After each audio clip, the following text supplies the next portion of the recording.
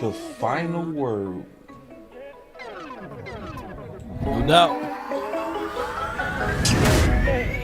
All right. You know, I've been getting a lot of people asking about this final word, Law. Oh, man. This was it then. Yeah, Boss want to get this business. So we got to give it to him. It's all about that. Yeah, man. It's all about that business action, man. Yeah, so I'm excited because, you know, we didn't talk. I want to kind of hear your thoughts about the game. You know, I know you've been pumping out that good old content. Man. That's what we do over here at the Nation. I ain't gonna even lie. You sound like you fighting back some tears.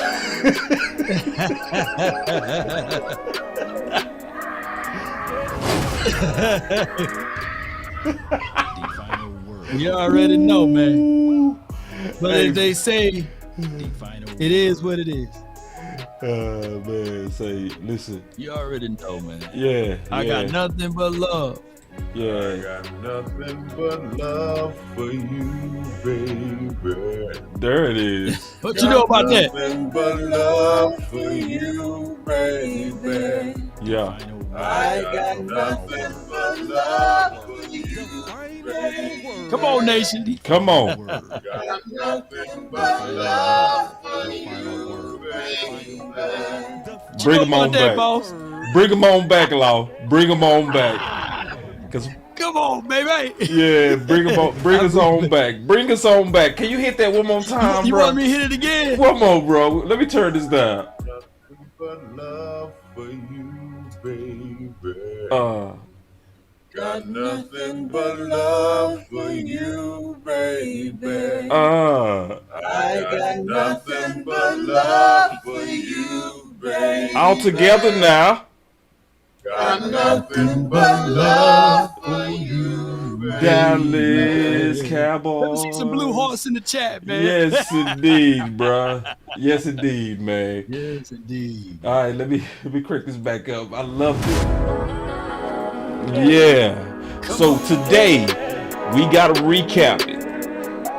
The playoffs, the final game, and the off season. Cause there's no days off. None. Can't nobody sing like Eddie Kane though. Man. Boy, that was nobody can sing like Eddie Kane. And I see y'all coming in the building. My boy Overflowing Marcus said, West Coast and Law was fire. That's what's up, man. Let y'all boys. Let me get that yoga then. Let me get that yoga one time. Let me get that yoga in here, bro. Yoga time, bro. Let's go, bro. Yoga fire. There it is, man. Put the flames up. Put the flames up. Let's go. The final word. The final word. The final word. Yeah, man. Pick your head up, Cowboy Nation. Pick your head up. It's hard, but we here. It's hard, but we got to fight. We ain't still gonna stop. It's what it is, man. This is the cost. Are you willing to pay the cost? It's what it is. The final word. Yeah. All right, we getting ready to kick it Magical off. thing that eventually there'll be 31 other teams on the couch with us, though, man. Oh yeah. In therapy session. Yeah. There's only one team that can win it. Well, we getting ready to talk about it loud. Let's go. Let's go. Run it up. Let's go. Run it up. Somebody said Law was on 3 streams today. Run it up. Yep. Come on. It's time to work. Let's go. Run it up. Run it up. Lately. Yes, sir. Run it up. Let's go.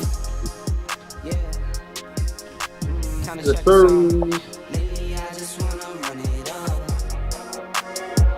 Count that too, count up. Lately, I just wanna run it up. Need them ones, I need them fives. I Need need them those tens, I need that change. To the safe, got blues inside. What? Greens and pinks, it's all the same. I still saving, roll my my change. Take some losses when I play, charge it to the game. Run it up, I'm with L, yeah, I'm with T Black, I'm with Reverend now. I'm with Bay, yeah, I'm with Jay, yeah, I'm with Chuck and now. Still the same, now switching sides, now it's about loyalty. You switch sides off for the bag, and that's what more me. I mix Nike with designer, I experiment. You just rock what's on the shelf, and I'm not feeling it. I'm not feeling Switch it. for the one, but baby girl, it's nothing real as this. It's nothing Can't real trust as a this. soul, I keep a hammer, call it too legit. I do. Call it too legit. I've been really in the field, love the rush, I love the feel. Lately, I just wanna run it up. Yeah. Yes, sir. All right, so the season is over. Mm-hmm. Obviously, you know, I didn't hear from Law. Big is on his way. So, Law, what's your thoughts, bruh? Kind of talk to us, man. We want to kind of hear from you with the season being over, and then we go get down to the business. Sad but true, man. We all have goals to win in the Super Bowl, but the Cowboys went pretty far in the playoff as it relates to their expectations for what most of the pundits and critics said that we wouldn't even win over 8 games. We wouldn't win over 9 games. And then they moved the goalposts when we won 12 games. And then they say, okay, the Cowboys will not win a single playoff game. They're one and done. And then they said, you know what? Let's continue to move the goalposts because we did things that we were not, I guess, according to critics, were able to do. Now, we went into this game, 0 excuses, though, by the way. We went into this game with high hopes of winning, but unfortunately, there was a big L cast upon us in this particular game by basically us shooting ourselves in the foot. We were not prepared. I tell people all the time, it's better to be prepared for an opportunity and not have one than to have the opportunity and not be prepared. And the Cowboys were not prepared for this game. Yeah. Sir. And we got us a super chat real quick. My boy B Bird say, shout out to Law. He say, Law is the hardest working man on all YouTube. Yep, no lie. Run it up. Run it up. Yeah, run it up. That is No no doubt, lie. baby.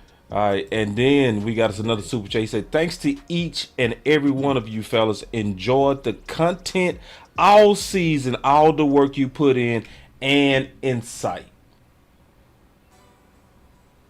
I watch the game on mute now and listen to our content creators. Much love, respect, blessings. OC Law, Big Game James, and Boss. Man, I appreciate that, big dog. We really appreciate that, homie. Mm-hmm. So yeah, OC, obviously, man, we want to hear from you, bro. Like, you know. Yeah, man. I mean, look, overall, this was a good year for the Cowboys. The Cowboys did take several steps in the right direction. And, you know, to Law's point, nobody expected us to have a favorable record when we had Dak Prescott miss 5 games. That was the telltale of the grit, the talent, and also the determination of this team. So, you know, great things ahead, hopefully. We got a lot of content about that tonight. But, you know, at a glance, that's my thoughts, man. Yeah, man. So, obviously, one of the pressing things that me and the OC talked about was Dak.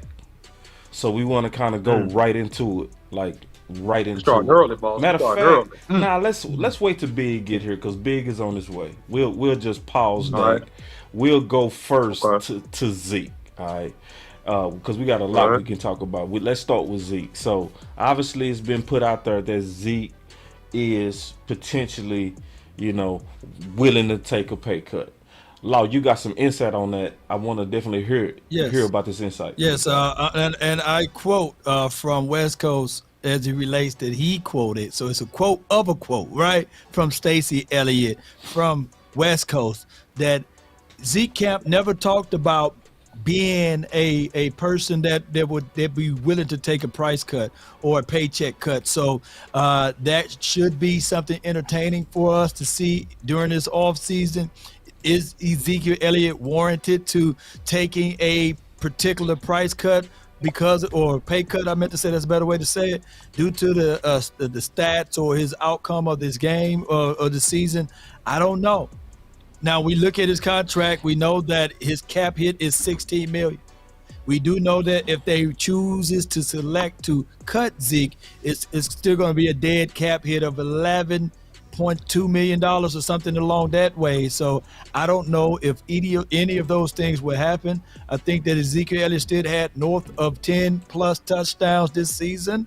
I think that he was very, very good starting off until he got that knee injury in that Detroit's game. So it's hard to really judge Ezekiel Elliott on whether or not he's, according to most people, washed or not. So I just got to say this, man. This will be an interesting offseason, what the Cowboys planning on doing with Ezekiel Elijah Elliott. Yeah, what's your thoughts on it, OC? Especially with the Yeah, news man, I of what think West that- Coast said. Yeah, I mean, in light of the the alleged quote, at the end of the day, I think that Ezekiel Elliott is still a very, very productive and good running back. And at the end of the day, he has to get enough carries to accumulate yardage. He's not gonna give you a bunch of explosive plays at this point in his career, but he's still one of the best finishers in the game. Obviously, having 10 plus touchdowns, having a nose for first downs and touchdowns. There's always a place for a guy like that in the NFL, whether it would be with the Cowboys or not. It could be fake news, obviously, coming out so that they can gain some leverage in the negotiation, putting it out there ahead of time that they want to reduce his cap number and the amount of money they're paying him. So we'll see how this plays out. This is typical Cowboy fodder, and this is typical Cowboy open air media negotiation, however this information got leaked. Yeah, man, I'm going to be honest. Based on what West Coast said, if what he said is true, that's bad. That mean they, to me, gearing up for war. Listen, y'all, because that's about salting his name. He said he want a pay cut. He not working with us. Right now, Yeah. It's gearing up. It's already gearing up. It's getting ready to be tough. And see, he an easy target too, because a lot of people already felt like he was overpaid. So it lets you know that the business of football has officially started early. Yeah. And shout out to Daisy for the $9.99 super chat. Thank you, Daisy. We appreciate your support of all of our channels, man, and the content. I appreciate you guys. Thanks for a great season. Keep up the great work. Love you guys. Love you too, Daisy. We appreciate you. Thank you. I got some film over here too, man. We can get into some of this film. All right. Yeah. All right. We can get into some of this film. Let's do it. All right, here we go. The OC. The film breakdown. Alright, this is very, very, very raw. Alright. So it ain't no prep on this. So I just want to look at Elliott runs, alright, or Elliott activity. So here we go. This is Elliott final game or potential final game. We'll put it like that.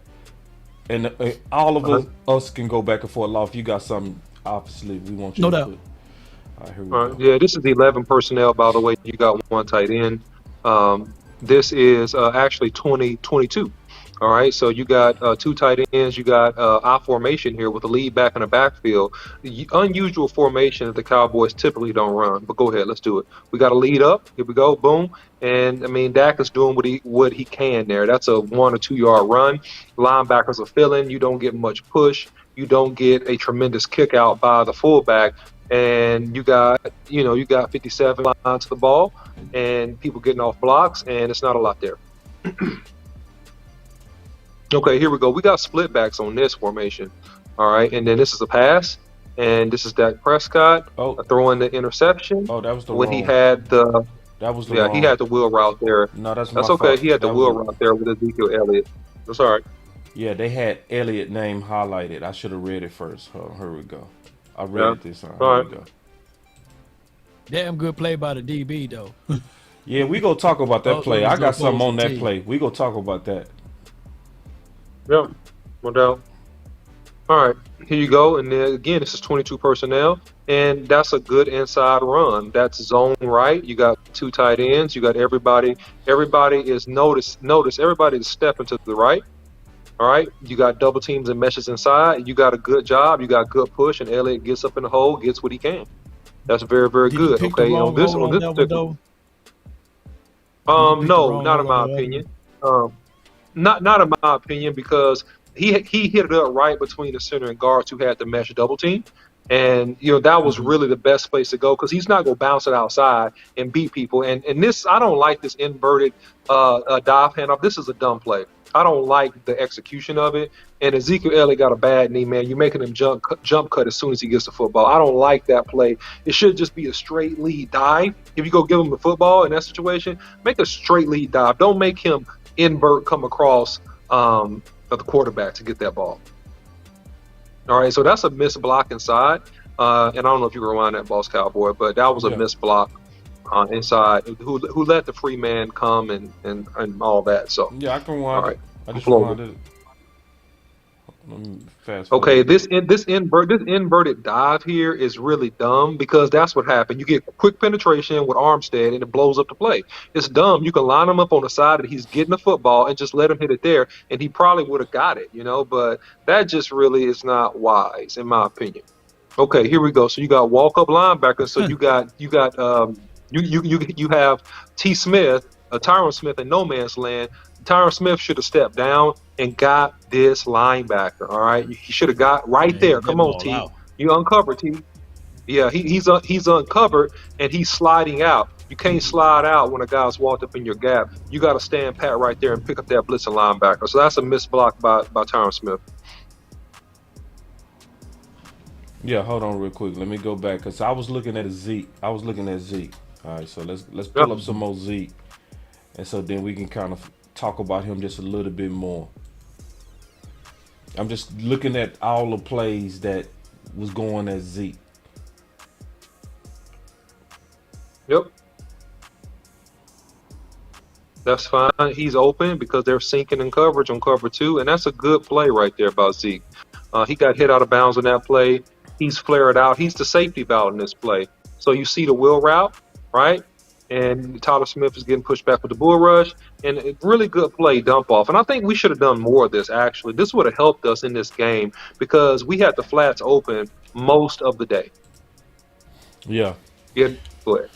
Nah, that was pretty much it. The thing is, my gut feeling telling me this is the end of Zeke. It's over with. Now, Zeke could come back. He could come back, but the way that they already came out the day after the loss, talking about Zeke, somebody close to Zeke said that he willing to take a pay cut. They aiming for Zeke. And see, anybody to me that been paying attention to how our organization moves, they already knew that they was gonna start phasing him out. They knew that from the beginning of the year. His treatment was similar to Amari, where you could tell they was phasing him out. And I think he started knowing they was phasing him out. I think Zeke is a man. I think he's raised by a man. And I think Zeke will take his bag and walk. So I want to ask a question, Lau, real quick. Lau, are we giving up on Zeke a little bit too fast?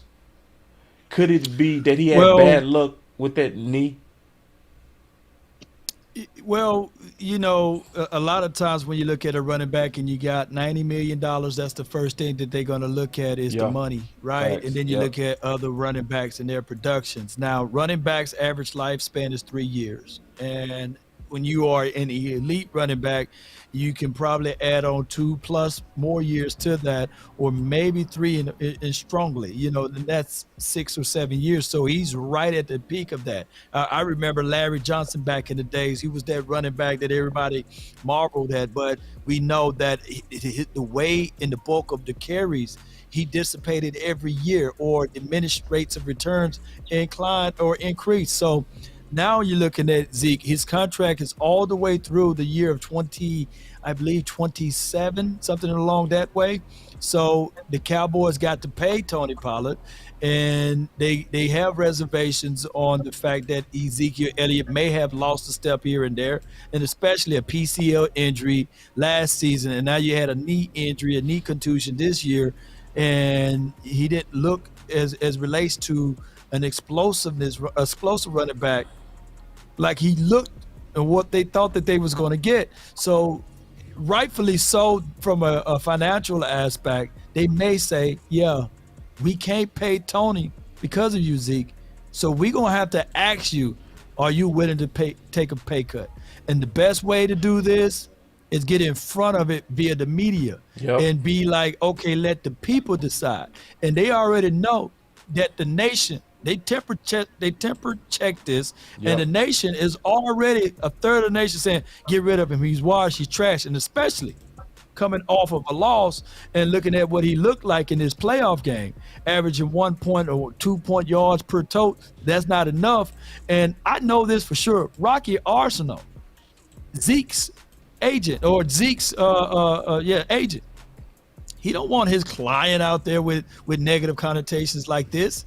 Remember, he was the guy that spoke up and said, oh, how dare you sully my client's name by having t-shirts that saying Zeke who when Tony first arrived. So until you hear from his agent that he's seeking a pay cut to stay with the team, I think that's all falsehoods because they're trying to get in front of this story. So one more question, since we're talking about running back. What about Tony Pollard?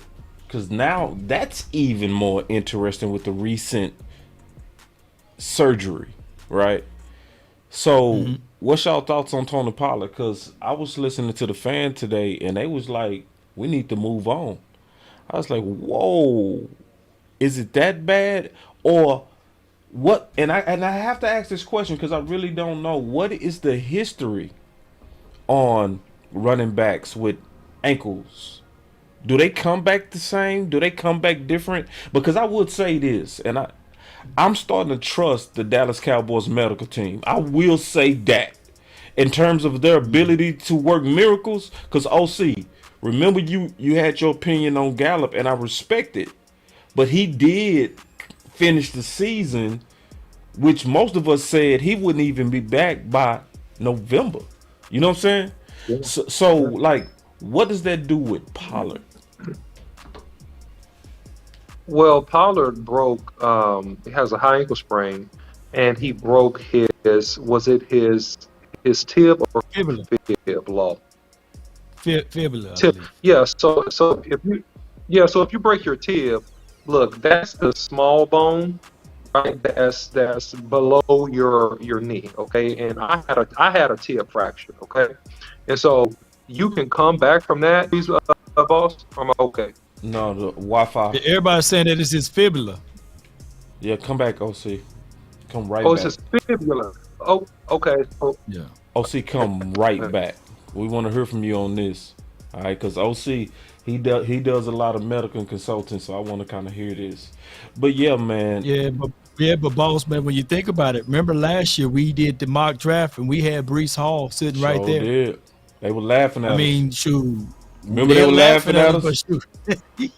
And see, and this is what we said last year, because I remember why we did that mock draft. We said we need to go target Hall because we got two backs that's potential free agents, and we need to get in front of it. That's exactly what we said, and that's when we start playing with the draft.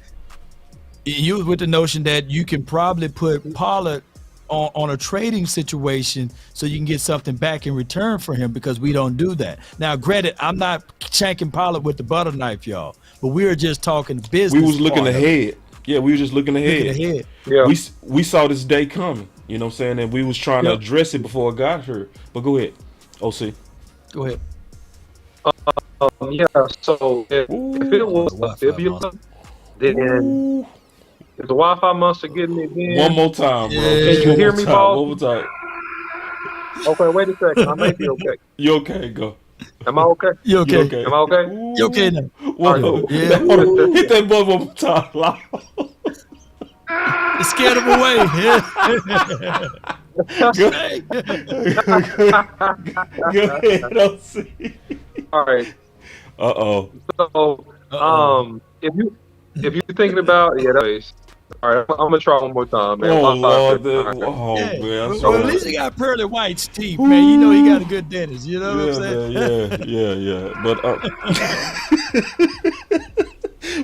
there. That boy got some always nice get that boy. teeth, man. God damn, Yes, man. indeed. But But man, you got Robinson, you got the Gibbs kids, you got now in this draft, you got some guys, man. What's that dude in Tank? Shoot from Auburn.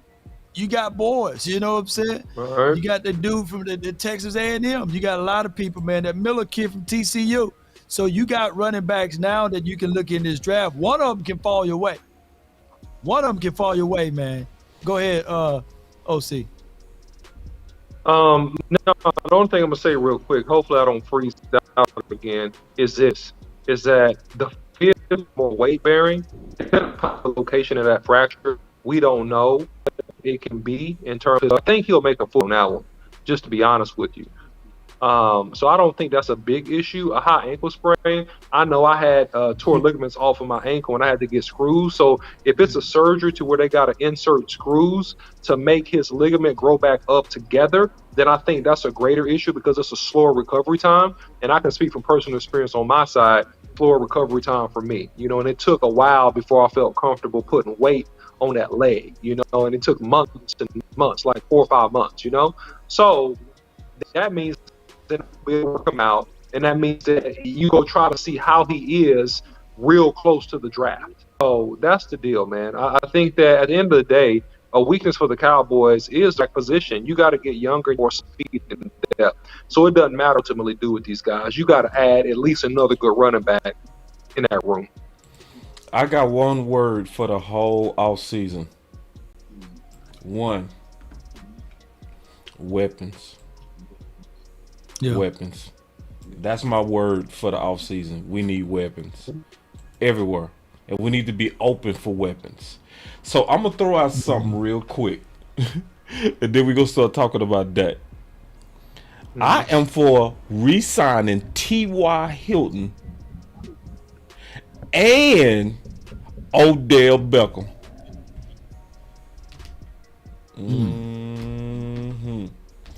And this is why. I'll give you what? 30 club, baby. Go ahead. Clap it up. And see, listen. Clap it up for him. Listen, I know the better prospect is Hopkins. But we know who we dealing with. We dealing with Stephen Jones. And if you look at the Marshals have been for the most part decent. Y'all faces so funny. But listen, of course I want better.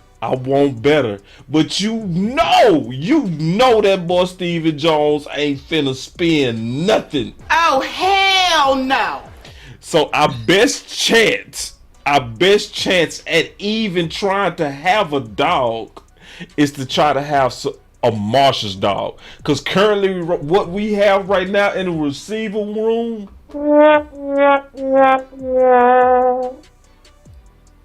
now, so also, and that would be adding that to Gallup. Now, Gallup, a year off that ACL, I feel good about that. Yeah.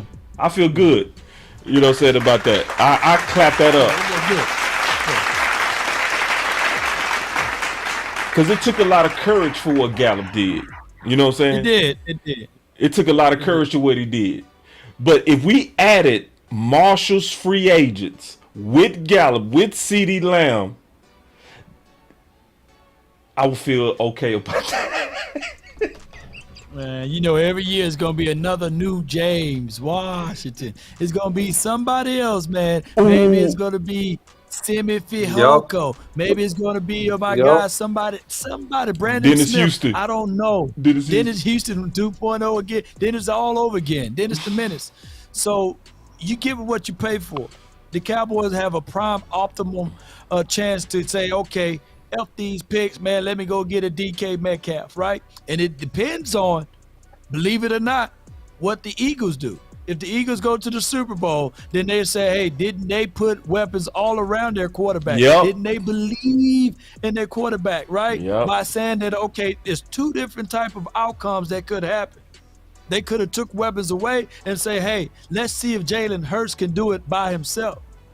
Or they added to him and said, okay, with weapons around him, let's see what he can do. And the Cowboys' philosophy been, hey, let's see if Dak Prescott can do it without weapons. Right. Let's see if he's really the truth. You know what I'm saying? So those are two ways you can approach this game. I'm with the belief.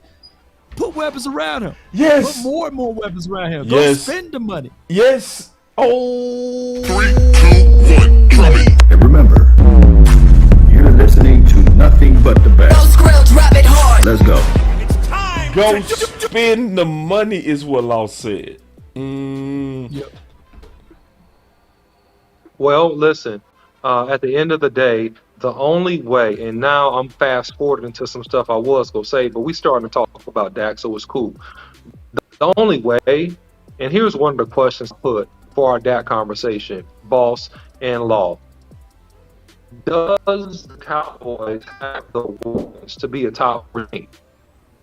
The weapons. Do they have And now, do they have a what? the weapon. Do they have the weapons to be a top team? Because at the end of the day, 17 from each conference make the playoffs. Did the Wi-Fi get me? Yeah, it's getting you. It's getting you, man. Like you're I'll underwater. be right back. Hey, just reset the router and come back. You know, reset it. But you know what I'm saying, Boss Cowboy, when I say that, you know. I look at this team. Me and West Coast was talking about this. When did Josh Allen start to look like Josh Allen? When they went and got Stephon Diggs, right? Yep. You know what I mean? They went and got Stephon Diggs. Oh, this year, how many playoff Josh Allen got? How many Dak Prescott got? One. One. So the expectation is if Josh Allen is elite, then how come he couldn't do it with Stephon Diggs, Gabriel Davis? Isn't Gabriel better than our second option, right? Isn't that offense? They went and drafted a running back to help solidify their running team, right? Their team over there. They went and got a James Cook, right, to help them out. Did it work for them? No. So what people do is they look at this team from a vacuum and they really think that, hey, the Cowboys supposed to, with Noah Brown, right, primarily being our number 2 wide receiver, and my guy Michael Gallup coming back from ACL recovery, that would have been enough weapons to be sufficient. But in actuality, it wasn't. T.Y. Hilton, at the age of 33, now I'm not dogging the man, but he should have been here week 1. But I know, different circumstances for different teams. But go ahead, fam. So check this out. I'm getting ready to get messy, bro, because I'm sick of this. Get messy. My boy. And before you get messy, let me finish what I was going to say, if you don't mind, Boss. Go ahead. You sound good now. Yeah, so just real quick, Boss Cowboy. The thing about Dak Prescott, the only way Dak gonna make it in his offense and gonna be successful to where we can be at least have a chance to get to the Super Bowl, which means that we get to the NFC Championship, is that you gotta weaponize Dak. You gotta fully commit to weaponizing Dak. In the same way that the Eagles have tried to weaponize Jalen Hurts, the same way the Chiefs do year in and year out, the exact same way that quietly on the low key the Bengals have done, right? And then San Francisco does. Those are your final 4 teams. It's 7 teams that comes out of every single conference, the AFC and the NFC. That's 14 teams that makes the playoffs out of 32. And your goal is not to get there. Your goal is to get a championship. So you got to figure out how you can be a top 4 team, how you can put a team together that's at least a top 4, top 5 team. And right now we close, but we ain't there yet. Yeah, and I'm gonna say this, man. I really mean this. Separation, to me, was one of the biggest differences in the big game. Having another option besides CD Lamb. Just keeping it real. We need more options. And it wasn't right. I'm being all the way. It wasn't right to even put all that weight on Michael Gallup coming off ACL. That was crazy. And yeah, he went out there and tried to do what he was trying to do on the ACL, but come on, man. Most people come all the way back after about 2 years off that, which would be going into this season. This is when we should be able to expect the better Michael Gallup. But it was disservice to not put more around Dak. It was. And they know it. They know it. That's why they spent all year talking and courting and kissing on other receivers. Yeah. Yeah, you don't be kissing it, smooching on other receivers, but then act like that ain't our top need this offseason. Right? Because you done spent all, you courted and you begged and you was smooching on Odell Beckham in the public. You was at the Mavericks game with him. So don't act like right now weapons don't matter. Don't do that. Not after begging. It don't make sense. Just keeping it real. It don't make sense. Yeah. And all right, but this is one of the things I want to go to when I said I want to be messy. They say Sir Lord say, Josh Allen chokes just like 4. Same player. Cool when they do it. It's a problem when I do it. Fuck.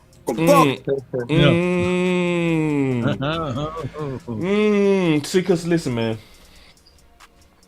Listen, I like Joe Excuses. Burrow. What were their excuses? Oh man, I like Joe Burrow, but it is a major advantage to play with Higgins and Chase. Yeah, those boys are nice. Joe Mixon too. Yeah. Joe Mixon too. Yeah. So like, I don't know why people act like weapons don't matter. They greatly matter. So I want to get into Dak real quick because that's what everybody kind of on right now. Mm-hmm. So I want to kind of start it off with Mike McCarthy. All right. Because a lot of people don't really kind of understand this, so I'm going to play this. I got the links in the description, and then we go kind of walk this through, all right? So y'all just listen. This is after Green Bay, so just listen to Mike McCarthy. We go break this down. Listen. See an interception, like, oh, it's the quarterback's fault. Yeah. And that's not always the case. But, like, how often, do quarterback and receivers see the coverage differently, and how common is that? That's great. Good question. On the options routes, how often do they see it differently? Great question. I mean, that's a question of the year. That's get some applause there. No, that was excellent. No, that's exactly that's the challenge of the route, and that's why. And if you go back through the history of offensive systems in the NFL, you have your two main ones that have been in this league for decades. You had the West Coast offense versus the digit system, and the West Coast offense, you never ran option routes. You never ever took the decision making out of the quarterback's hands. Everything was dictated on the quarterback, knowing exactly where the route was going to break. The precision and timing of the route running and the quarterback's footwork were going to be better than any coverage. And then you got the digit system, which has a more vertical component to it, but also had the option routes in it. So, I think today's game, you see most offenses are more scheme driven. They're more play driven. That's just the way this league's gone. But I hate that part. Because he talking about what the league done turned into. That is more scheme driven versus athlete driven. But the key thing, because to me, everybody, in my opinion, think it's a coincidence that Dak all of a sudden had all these picks out of nowhere. Right. It didn't happen out of nowhere. I'm certain that this Dak that was created is a product of Kellen Moore's system. That doesn't mean he don't need to play good within the system. But the system is teaching, and it keeps saying over and over and over. This system says over and over and over that you have to throw it with anticipation. You got to throw it even before they come out their breaks. Yep. So when you got a system like that, it's go ahead, Law. Mm-hmm. No. I was gonna say, because in the West Coast system, the same play, like on 2nd and 2, right, shotgun. Instead of CeeDee Lamb running a curl and then he got an option to continue to go left or right, it would have been a simple drag. 1, 2, 3, yeah, ball out. You see what I'm saying? You go shotgun, it would have been a shallow drag across the middle. You would have got the 2 yards or what have you. It wouldn't have been time for CeeDee Lamb to go into a soft spot in the zone to go option. And we used to see option routes with this team with Jason Garrett. It used to be the tight end was the only one that ran it. Right. They called the Y option. Yep. And my guy, Jason Witten was phenomenal with that, the Y option route. And what Kellen Moore did with a brilliant scheme is that, a brilliant system, because I don't think it's a scheme. He said, well, why not have multiple Jason Wittens? Why not have the wide receiver, the X, the Y, and the Z? Right. Why don't they all have options? Facts. Don't you know how complicated that is? Right. People that don't understand football will be like, nah, man, hey, because they look at it as Madden. John Madden. But no, you only supposed to have your tight end. But why? Let me tell y'all something. I know my guy, the OC, can fill me in on this. Why is it such an important way for a tight end to have an option route? Why? Here's the reason why, ladies and gentlemen. Their average tight end is 6'4", 6'5". So he can play with leverage. When he's on a smaller body like a safety, he can sit down on him and he can say, okay, now I'm going to split out wide. Or when he's on a bigger person like a linebacker, he can curl back in because linebackers naturally have issues flipping their hips. So that's why Jason Witten, as boxy as he was, he still used his height, his size, his subtle speed to find that option in a spot and be on the same page with the quarterback to get that open space because he knew how to use his size as a leverage. But now you're talking about smaller wide receivers like a CeeDee Lamb that they get in a soft area with a DB or a linebacker. That option may not work for him as fluently as it would with Jason Witten. But go ahead, OC. Can you break that down for people? Yeah, man. I mean, so really the key is that if you have a tight end option, is that you're really trying to see how far the linebackers drop. And if they're going to cover deep up the middle of the field like Fred Warner did in a Tampa or a cover 2 scheme, traditional deep cover 2 scheme, and if they're trying to disguise man with zone or zone with man. And if your tight end has an option, then he is basically the automatic safety outlet for your quarterback in the event that the defense that we thought is not exactly what we thought, and we had a blitz that we didn't see, or we had a receiver not win on a route. Then you're my guy, Mr. Tight End, so that we can keep moving the chains. And Jason Witten did a fantastic job of that his whole career for the Cowboys. Yeah. Oh, Big, we got you in the house, man. We talking about Dak, and we talking about, obviously, the interceptions and all that kind of stuff. Just trying to get your opinion on this. I want to listen to y'all a little more before I have an opinion. Okay. Let me dig further into this, because one of the questions that I had, Boss Cowboy, I had about 5 key questions about Dak Prescott that I explored and studied today in light of us coming on this show and talking about this, okay? So the very first question I had, we know how many interceptions Dak threw. If you don't know, he led the league. He threw 15 in 11 games, okay? That led the league. He tied with Josh Allen in the amount of interceptions he threw. That's just the data, okay? How many of those interceptions were legitimately on Dak Prescott? If you look at and I've looked at all his interceptions about 5 times today, and on my synopsis of the situation, you were right, Boss Cowboy, that about 2 to 3 of those picks, 2 in particular in Green Bay, those were not on Dak per se. They're on Dak because he threw them. I'm not making an excuse, okay, for those to say that. I'm saying a reason why maybe, there was a miscommunication to where that's not strictly Dak, but he threw the picks, okay?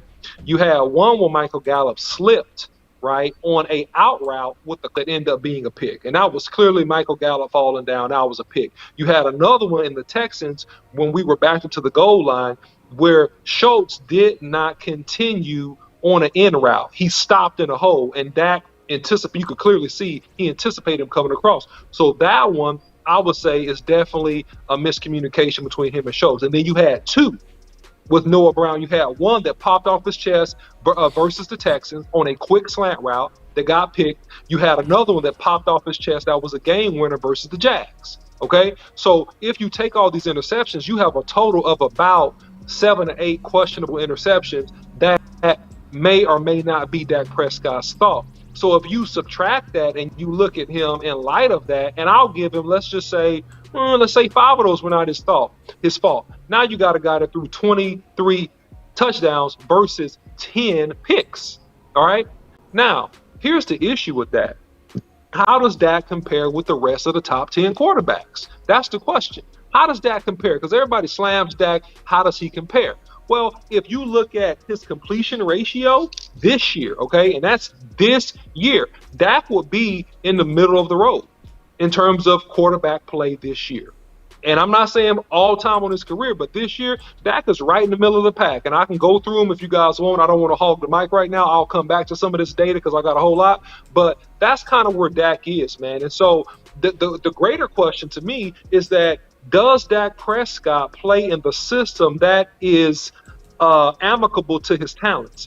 Because there was a big difference between 2016, 2017, and the offense Dak Prescott ran the last couple of years. And he was really doing his best play out of a pro-style, play-action pass type offense. When we started to get to the hitch routes and things of that nature, he had some good years, but it takes a myriad of factors and about 5 or 6 guys that have an extremely high IQ. And no offense, not saying the wide receivers don't have high IQs, but I'm saying an abnormally high IQ to read the defense running full speed into coverages and be right all the time and be thinking the exact same thing that your quarterback is thinking.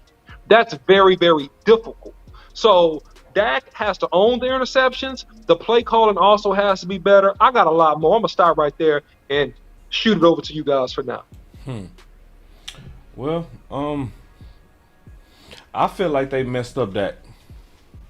They messed them up with the option route system, because this is the big thing that nobody talking about.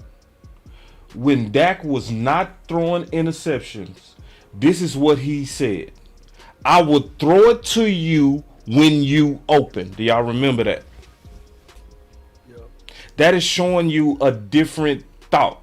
That is clearly saying you had to win the route for him to target you. This new Dak is under a whole different philosophy. It's totally different. If you listen to what they doing now with Dak, just listen to Mike McCarthy. That's the challenge of the route. And hold on real quick. The history of offense. Differently, and how common is that? That's a great question. I mean, that's a question of the year. I get some applause there. No, that was excellent. No, that's exactly that's the challenge of the route, and that's why. And if you go back through the history of offensive systems in the NFL, you have your two main ones that have been in this league for decades. You had the West Coast offense versus the digit system, and the West Coast offense, you never ran option routes. You never ever took the decision making out of the quarterback's hands. Everything was dictated on the quarterback, knowing exactly where the route was going to break. The precision and timing of the route running and the quarterback's footwork were going to be better than any coverage. And then you got the digit system, which. And see, that's what Dak needs to be under. He needs to be under offense where it's all on him and not partially on him and then partially on the other weapons. That's the problem.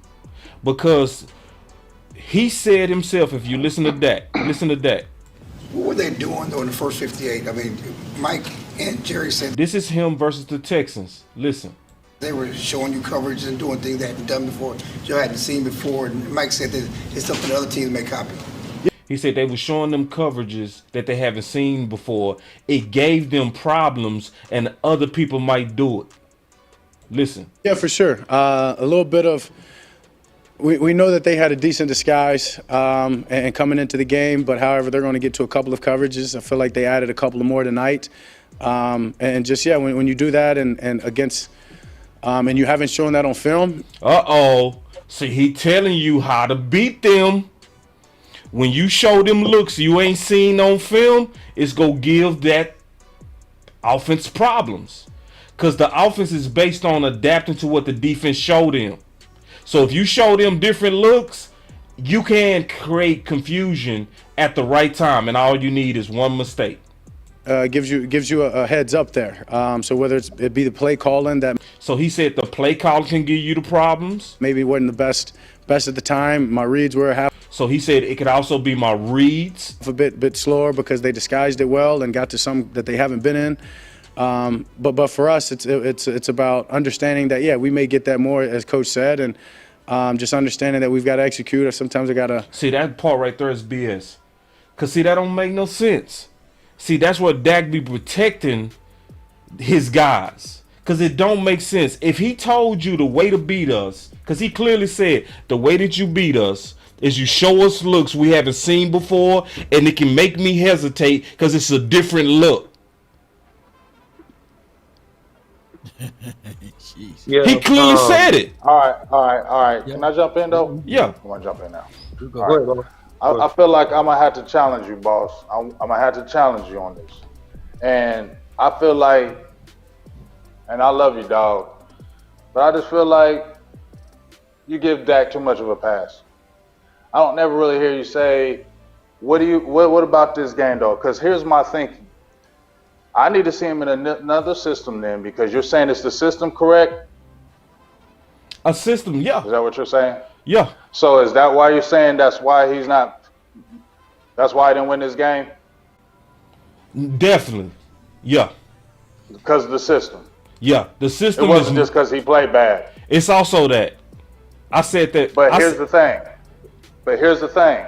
Are they going to get rid of Kellen Moore? I hope so. So if he plays the same type of way in a different system, what would you say then? Oh, then it'll be on Dak. Okay. Because that's where I'm at right now. Okay, and I understand that. Right now, the way I feel like I get what you're saying I understand what you're saying about the short routes, how it's changed Dak, right? It's feel like they try to put him more of a passing type guy. But is he really that dual threat guy? I've seen him running now, but it's more. I just need to see more big moments. Yeah. I need to see more moments when the lights are bright, even when things are bad, you overcome. Because I'm missing that when it's big in his big games. And then it's always something else.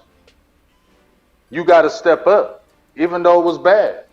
You got to make them plays. You got to see those type of things in those type of situations. Even, I get it.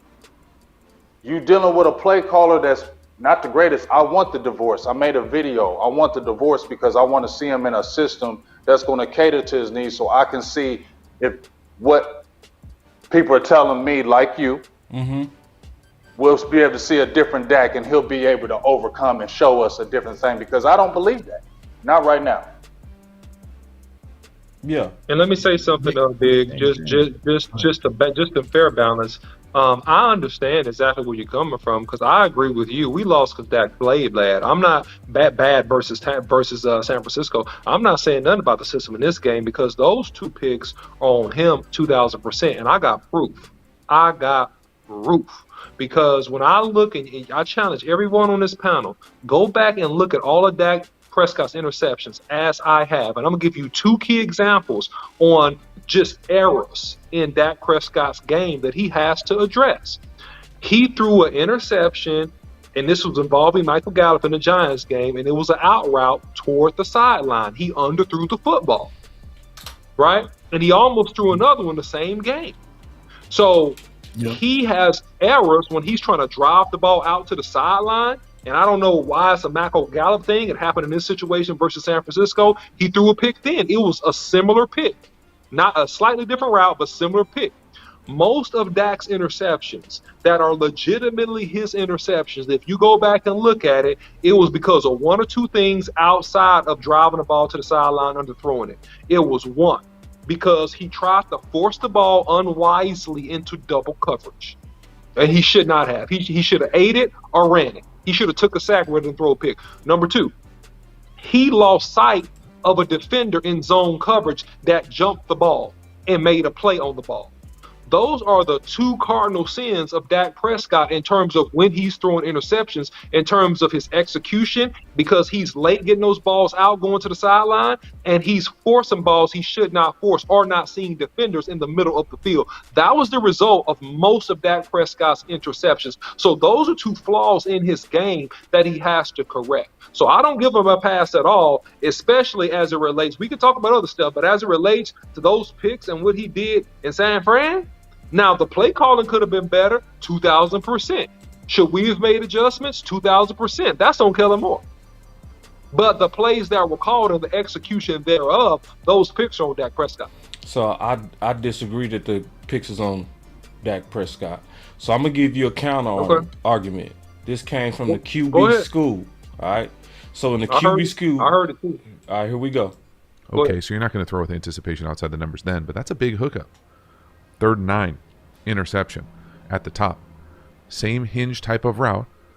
This time, Gallup just decides he's going to stop playing. What did he say? To me, this is sabotage. Hey, there's no sugarcoating this. I don't, He stared down that route. Look at him. He's damn near stared down that route, though, boss. Okay. The ball he stared down that route. The ball is late.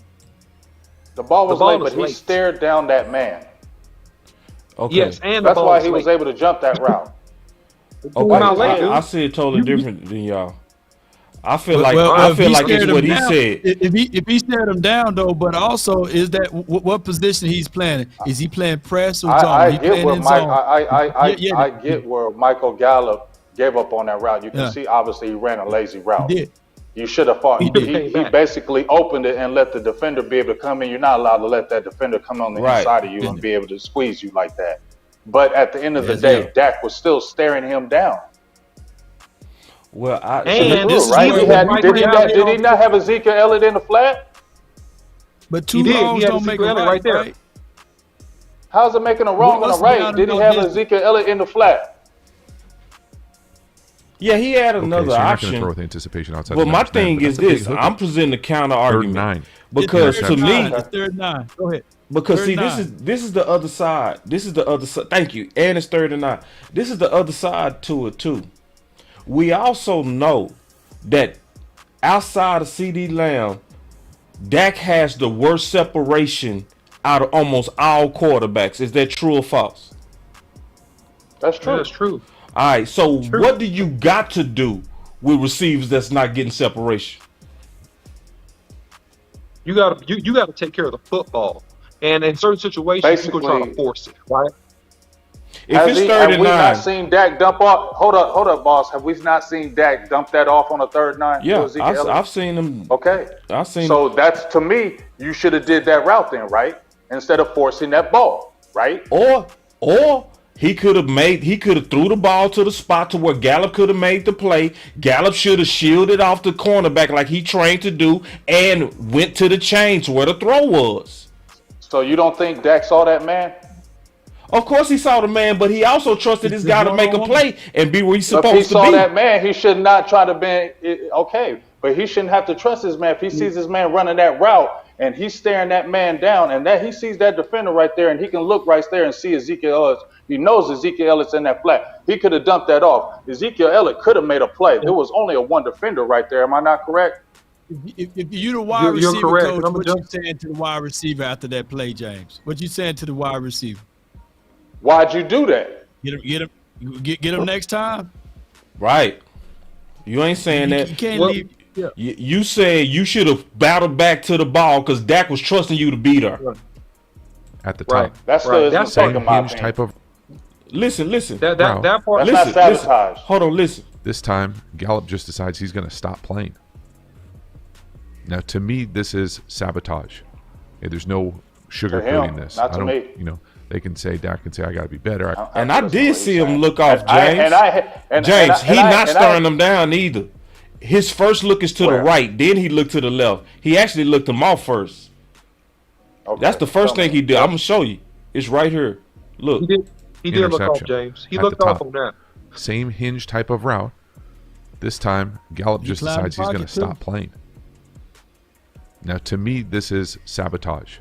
Hey, there's no sugarcoating this. I don't, they can say, Dak can say, I He to the right. Now he go to the left. Better. I got to do all this stuff. And he's staring at it. You didn't have to do that, though. But that's a quit, in my opinion. You still had Zeke right there. Says it's a quit. So first up You here, didn't let's have to. quickly. That's my point, boss. I see what you're saying, but do you not see what I'm saying? You didn't have to do that, right? See, but you got multiple options on every scenario. And sometimes you're going to have two people that's open. So if you throw it to Zeke, hopefully he can make a tackle to get you the first down. Or you can throw it to the sticks, which that's what Dak did. He threw it to the sticks, and that's what Gallup wasn't at the sticks. The DB beat him to the ball. Pass pro. Hold on, let me listen. What are they doing here? This is 7-person And protection. he has they some are quick pressure in his snapping face, it. correct? So the center's Yeah, a coming little up, bit of putting his pressure hand on the too. ball Yeah. and snapping it. Yeah. Okay, great. It muddies the look for the 49ers. They can't pin their ears back. I love it. When I'm talking about quit on the route, I'm talking about what I'm going to call a hinge, a vertical stem, open inside, and fall out. Okay, now the details at the top of this route can vary on what system you're in, what the rules are for you, whatever. You can usually come down the stem, which is to me a little bit more 9-stoppy, or hinge out like a door. Or you can turn out and come back, and that's more comebacky. Okay, so those are the type of kind of exit strategies at the top going out. For me here, at the top of this route, whether he's grabbed or whatever, he needs to keep coming back. And in a perfect world, like a wide receiver clinic, this is the time of year, right? Back, you open up inside, you don't get it, you come back to the quarterback on this angle.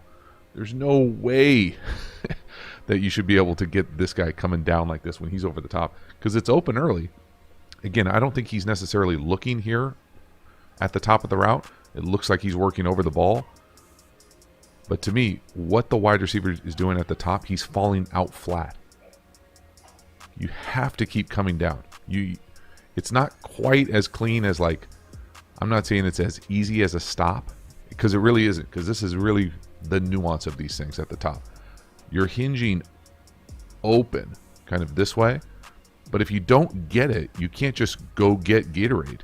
Well, you have to protect the quarterback where and really Zeke is keep at, your though. body between the defender and the ball. Man, you gotta understand, You he certainly got can't pressure let right in his them face. run the route for you. But Really he already better. knew he was there, Law.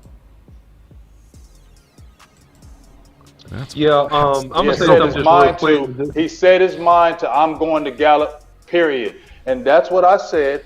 It was one of his issues to me, is when he sets his mind to where he's going with the ball, he will stay with it regardless, and that's how some of those interceptions have happened as well.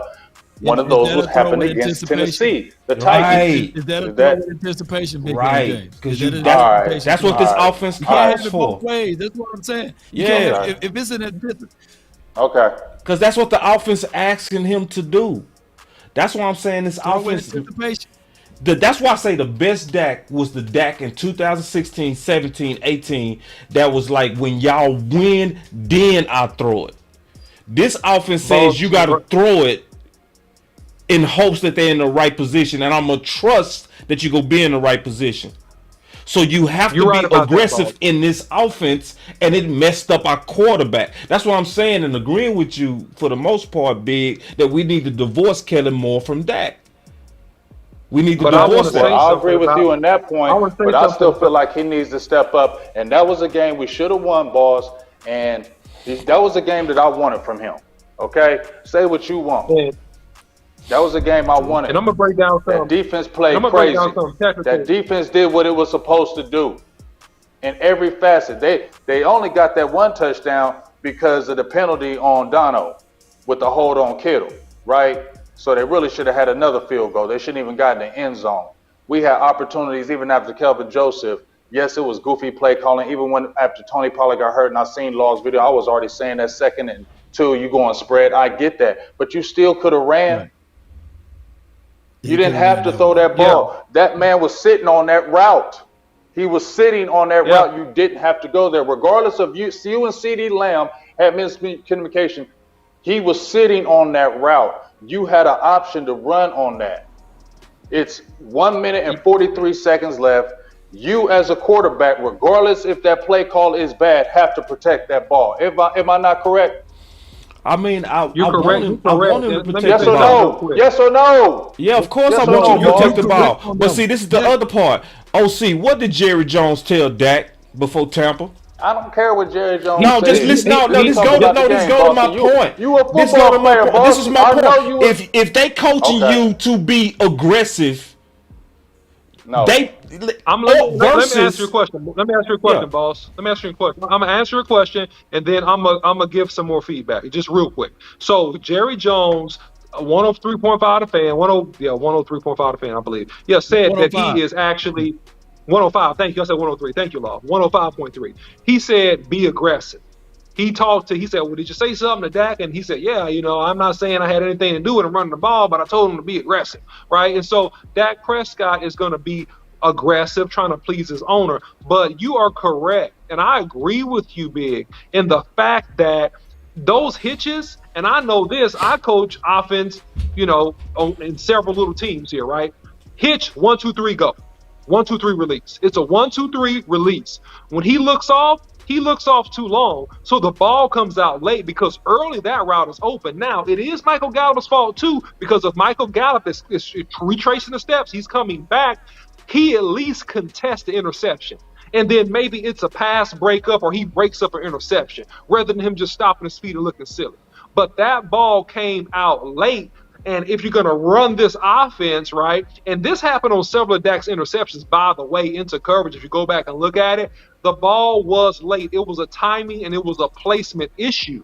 So I'm not excusing that, right? I am saying that he was put into a situation where he has to hit this route at the exact moment that he has to let go of his football. But at the same time, the play could have been different. His check could have been different. He could have dumped it off because Ezekiel Elliott at least had a chance to run and try to get the first down. All right, so let me say this though.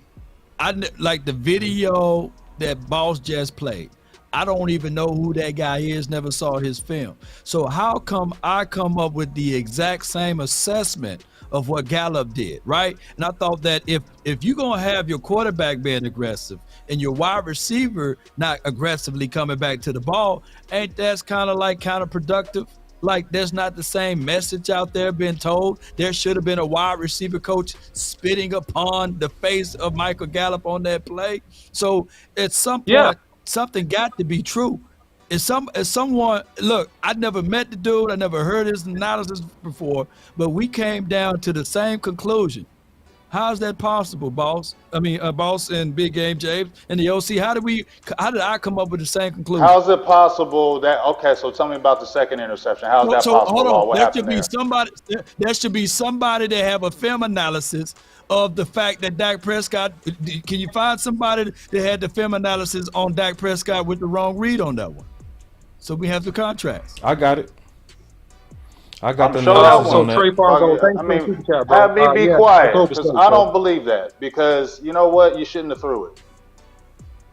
All right. So yeah, and Big, that doesn't take my love. That doesn't take my love away from Dak or anything. That doesn't say I don't love him as a quarterback, whatever. You shouldn't have threw them throws, and you shouldn't have threw that second one. And I just explained it to you, Law, and you didn't explain it back to me. 1 minute and 43 seconds left, and it's 2nd down and 2. And even if your coordinator set you out there with a goofy play call, empty set, why would you throw that ball when that cornerback was sitting on that route? Aren't you still supposed to protect the ball? Yes or no? You're supposed to protect the ball. Big, answer this question. Big, answer this question real quick. Big, real quick. So Big, this is a $5 super chat that we got, but I want you to answer this question. It's from 85 GT. He said he don't agree with you. He said it seems like that you stuck on blaming Dak. No, but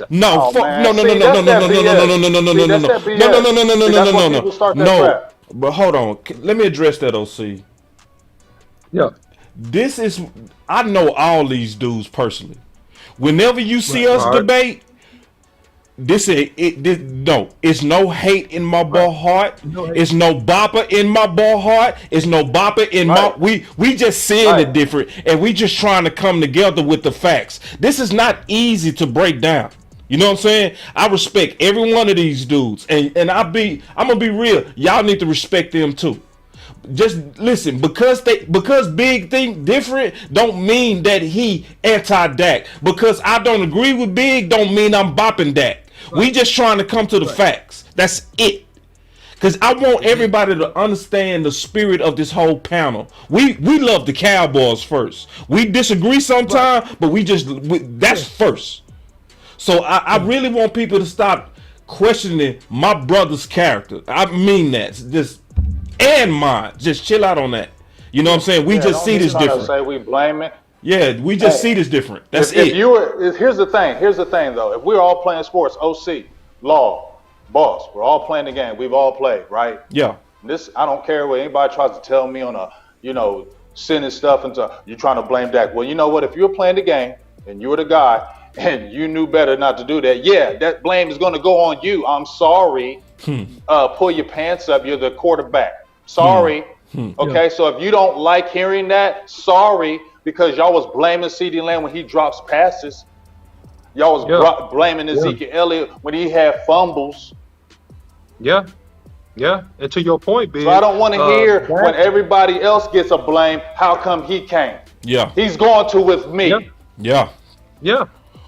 And you know what? He got up on the podium and accepted all the blame. To your point. He accepted all the blame and said, hey, man, first thing he said is, hey, I got to play get better. And that's why I said, I don't mean to cut you off, OC. I apologize about that. I didn't mean to cut you off. You good, bro. But get rid of Kellen Moore then, because I feel like, you know what? If you keep Kellen Moore, it's going to be the same thing, and I ain't getting excited about next year because ain't nothing going to happen. Right. Yeah. Yeah. And before y'all say anything, I see people in the comments. So we just going to keep on. But I'm going to say one more thing, though. Right. If that's the case, if you got Kellen Moore still here, when is that going to rise above that, though? Right. When's he going to rise above that, though? It's going to be a hard, tall task, baby. I don't give a hell. Then rise above it. Then start saying something to rise above it, because I don't want to hear no more of these excuses, dog. I'm done with them. I'm done with the excuses. No, you got to rise above it. I ain't trying to hear nothing. You see, because you got to rise above it. And you better be a better quarterback. And I'm not saying it's all on him because he needs more weapons. I get that. All quarterbacks, I get that. I get that. Trust me, I do. But you, to me personally, I love you. I've been had your back, and I still do. But you need to get better. To me, that was your moment, even in what was bad, and you had opportunities to win that. In my opinion. I agree. Let's look at this. We should be playing the Philadelphia Eagles right now. Right, well, let me say this too, though. And if you got that Kurt Warner film analysis, I'm gonna tell you, it's a different world. I don't care about Kurt Warner right now, Law. Hold on. I know, but people were saying that. I don't give a hell about no Kurt Warner right now. Hold on, Big. Hold on, Big. Pause, Big. This is what I want. This is actual facts. You know I love you, Law, but I don't give a hell about Kurt Warner or Josh Allen or Pat Mahomes. I'm not talking about none of them or that tonight. I'm talking about Dak Prescott, and that's it. Prescott. Okay, Big. All right, my bad. I'm sorry. You my dog, boy. Yeah. I'm sorry. But what I'm gonna say here, I'm sorry. Let me say here. Kurt Warner went to the Super Bowl, right? Yeah. Kurt Warner was throwing it to Larry Fitz and Antoine Bolden. You know what I'm saying? And then when he went in 1999, he had Torrey Holt and Isaac Bruce. Now let me ask y'all that's in the chat. Do you think Isaac Bruce is going to let up on his route on that play? Do you think Torrey Holt is going to let up on his route on that play? Case is closed. Oh, He never made it to the Super Bowl. He never made it to the Super Bowl with a Noah Brown and a Michael Gallup. Now, hush up, Kurt Warner. Hush up. Hush your mouth. Yeah, okay. Well, you know, other teams ain't met it with a Trent Dilfer either. And a Brad Johnson. And a Stan Humphries. And what kind of defense they had? What kind of defense did we have? Ray Lewis, we go toe for toe. What kind of defense did we have? What defense did we have against San Francisco? Ravens over here. Yeah, no, we shut them down. So don't give me that talk. Don't give me that talk. Don't give me none of that talk. Our defense did what it was supposed to do. You bringing up them old defenses? I seen all them defenses. Our defense played like an 85 Bears Sunday. Our quarterback didn't. So that big play on Kittles. That was the 85. I don't give a hell. You know it. Stop That it. ain't the 85. There wasn't no 85 bears out there on Sunday. Come on, I man. know it was, but you know what? The way that defense Come on, played rookie against quarterback. Sunday, it did everything it was supposed to do. Period. 85 bears would have caught that interception. It bounced through the hand of Period. Trayvon Diggs. Our quarterback, and did you see? And I'm not hating. Please understand, I love him. I don't know why y'all try to think I don't, but I'll do this with anybody. I don't care who you are. You That's should right. do it to me. You don't That's care right. who I am. Right. You don't give a hell who I am. You can do it to me. I don't give a hell. I would take the blame if I mess up. I don't have a problem owning it. Okay, Yeah. and I'm gonna get better. But I'm gonna tell you this, Law. In that last drive when we got the ball and we were about to try to score, he almost threw another would-be interception. It went through the dude's hands. What was that? Well, Was that kinda like what Kurt anticipation? Warner did when he threw the pick six. Kind of like what Kurt Warner did when he threw the pick six. Keep giving Come the on now, excuses, baby. big dog. I love you, but all you doing is giving excuses. Yeah, and on that first interception, let's be clear. I think both things can be true. Let's be clear on that. It can be true that Gallup sold him out, and it's true that Dak was late. Torrey Holt wouldn't have never It's did both. it. That's true. That's what I just said. Never did it. That's true. exactly what I That's just I'm said. saying. Both. And it's ball placement, boss, because that ball should have been towards the sideline, not inside anyway. Shouldn't have been that inside anyway. I don't know So about anyway, that. that's another thing. I don't know about that. See it should have. Go ahead. To me, especially based on the analysis, it depends on how they coach to do How it. he came out of the sim. Yeah. How he was gonna come out of that. And the sim. I way get he you. came I get out, what you're saying with that. you know what I'm saying? I don't know. Like, It's hard to tell because It's hard he didn't to come tell. back on either. yeah, It's hard to tell. I got it. because both can be true. Dak could have threw a bad ball, and Gallup could have ran a bad route. You know what I'm saying? True that. So, True that. So, and But that's my whole argument right there, is that we didn't play a sound football game. My whole argument is that Dak didn't play a sound football game. See, people leaving out the fact when I said it was 2nd and 2, there's no way possible he should have thrown that ball. He should have run that ball to get those 2 yards. let's look A at that true one. leader Let's of look the at team would let's look at the understand 2nd and that 2. aspect of it. Here's the 2nd and 2 spreading out empty. Here's I'm the saying 2nd and that. 2. But see, what Let's people, look at what people let's look saying at in the that play. chat is that they And saying it that cost Law us is because not guess giving what? all. Go ahead, What Law. people are saying in the Okay. chat My is bad, that my bad, Law Law. is providing excuses for Dak Prescott, and that's not even the fact of the matter. I'm not providing excuses. He got to run that for that first down. He had no reason to throw that ball inside. He had no reason, even though it was an option route. Yeah. So let's talk about the 2nd interception. Here we go. Love it. I agree with you, Law, on that one, man, because he had space to This run is on a that. tough I seen one. this play. Hold on. 84 seconds left. You know, at least a 3-point play here. I have a few things. To me, this is glance, wheel, jukey, or choicey. You know, I think, if I'm being honest, Dak is probably a little late over the ball. Whether he thinks he's got the glance wheel to one side or the other, I want to see the ball get out. Now, it looks like he's kind of eyes are all over the place. And so when I say eyes are all over the place, watch his helmet stripe. Only his helmet stripe. Okay, it looks like he's almost looking left. Now looking right. Now back left, sort of. And Lane comes out of it. Okay, so first of all, to me, the eyes are all over the place. The next thing, and we'll see it from the wide here, but whatever you want to call this route, I'm most often used to calling it a juke or a choice. You come in here, you put on a move, and usually you can go either this way or back out. Sometimes teams will only let you do one or the other, but for me here, now this dude is a dude, okay? No doubt about that. We got to acknowledge that. It looks like Dak is anticipating this little step back and then back this way. And I think if that's there, this is a nice hit.